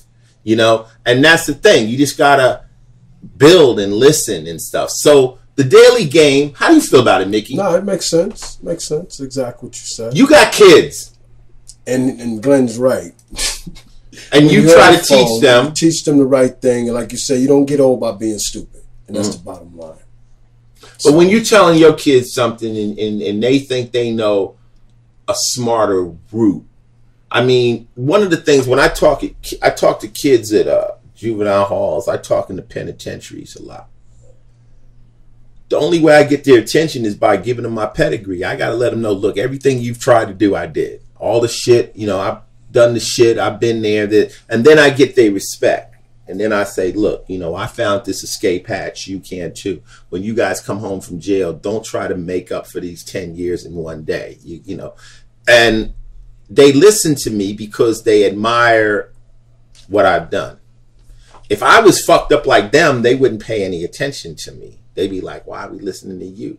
So sometimes having an opinion, you have to have a win connected to your opinion too for people to pay attention. It's hard though, because, you know, I think the most admirable, most admired profession there is teachers. Absolutely. And a lot of people, you know, they don't respect their teachers. You're like, well, why are they here then? Why are they teaching? And, you know, that might be true for some of them, but, you know, what you have to realize is that person might be there because they love teaching, because they want to help you. They want to inspire you, you know? I mean, people think my photography, again, is about documentation and this and that. There is a philosophy behind it. I am trying to inspire people to greatness, you know? People and being rebellious. It's about rebellion, right? The inspiration is rebellion. And as long as the world is not a perfect place, there needs to be rebellion. Right. Until we get there. You know, people say, when are you going to stop rebelling? When's the world going to be perfect? There's always something to make better at this point in human history. And that's when, so we don't stop until it's done. You know, you can go on a vacation, you do your things, but, you know, in your mind, we got to continue to just try and make things better, you know, and, you know, you only touched upon the vegan lifestyle, which we didn't get into today. And that's a philosophy. And that's something, you know, people, you know, and you make fun of it in your new video, and I think it's fine to make fun of it, because the fact is, you know what the word means now. 10 years ago, people didn't know what it means now. Let me tell you something. 20 years ago, if you told me there'd be a Whole Foods 2 blocks from my house where I can go get any kind of vegan meat that I want, or any kind of, all these kinds of, you know, incredibly things that make eating vegan easy, 2 blocks from my house, I used to have to walk 2 miles to get some soy milk. Now I got coconut milk, almond milk, soy milk, hemp milk, every kind of milk there is 2 blocks away from my house. The choices are easy now, and it makes it simple. But that lifestyle is so important, because it's about the planet, right? It's not even about my own health. And when you get older, you get more considerate of it. But if people understood the waste and how the environmental destruction that happens when you're eating animal products, that fuck your own health. Forget about the animals even. I'm conscious of them, and I am conscious of the animals and the treatment of them, but some people just can't feel that. I mean, even though they have dogs and cats that they love, they just separate it. Okay, that's another story. The thing that's affecting everyone, though, is the planet.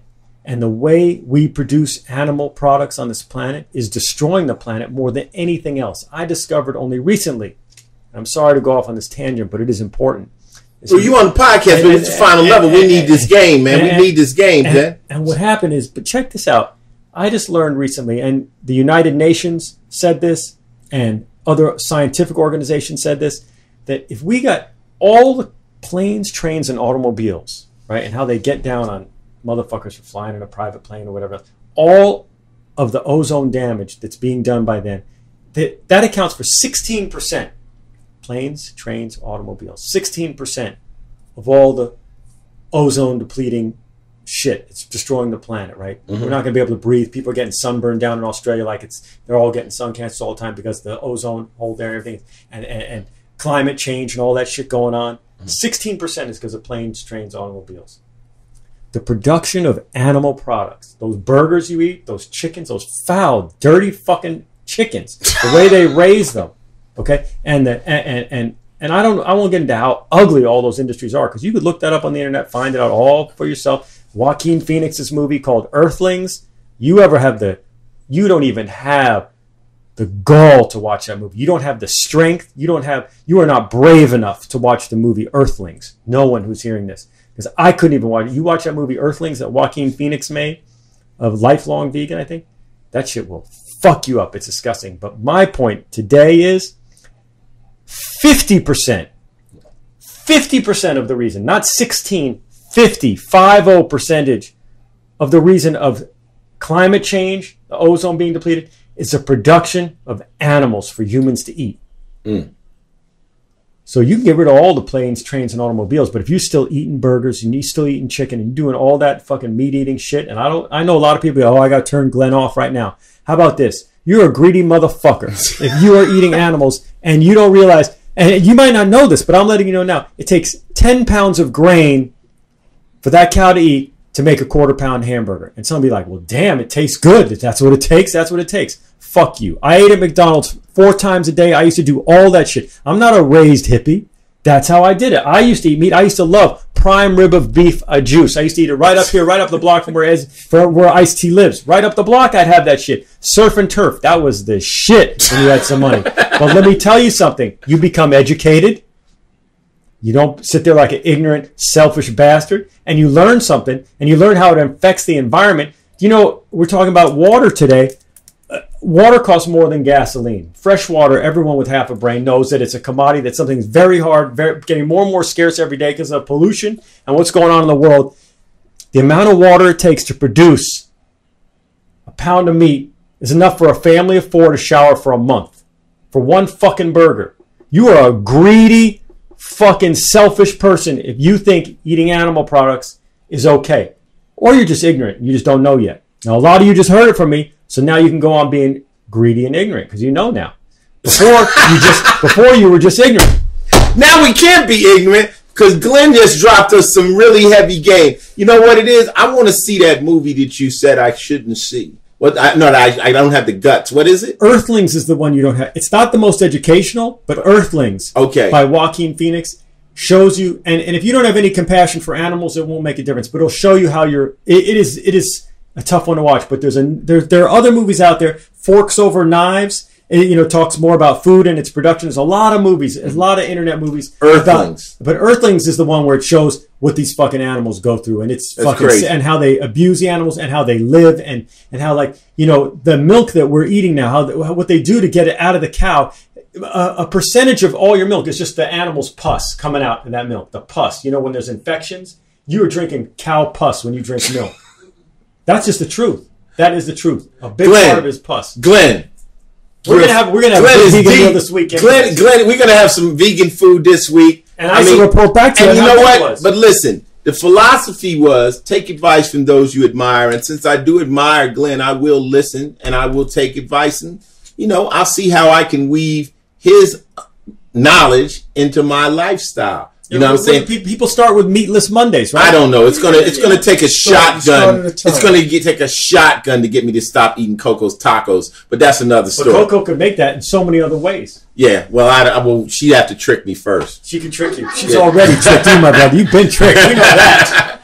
Hey, this is Final Level Podcast number 28. We about to sign out. Glenn, you're a motherfucker, man. My man, you are the man, Ice-T. That's my motherfucking man right there. That's why I'm here. I'm always here for him. Whatever he needs, I'm here. And I'm happy that he helped me out. We let people know about the book. This is a great, fun day. Dope. Nick, anything you got to say on the way I out? want my listeners to understand you can subscribe to iTunes and hit subscription. Every time we do a podcast, it will come to you automatically. For those who don't know, go to iTunes, pull up IceTFinalLevel.com.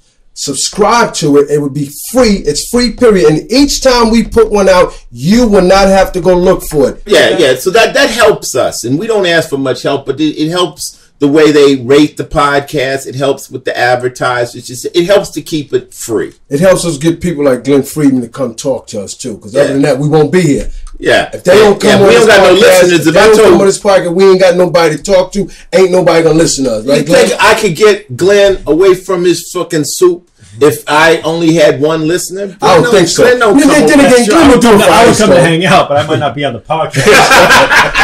Hey, we going to sign out. And thank you for telling a friend to tell a friend. Mickey, you got anything to say on the way out the door? I'd rather see you than be you. That's how I'm living. That's how I'm living. That's how I'm living.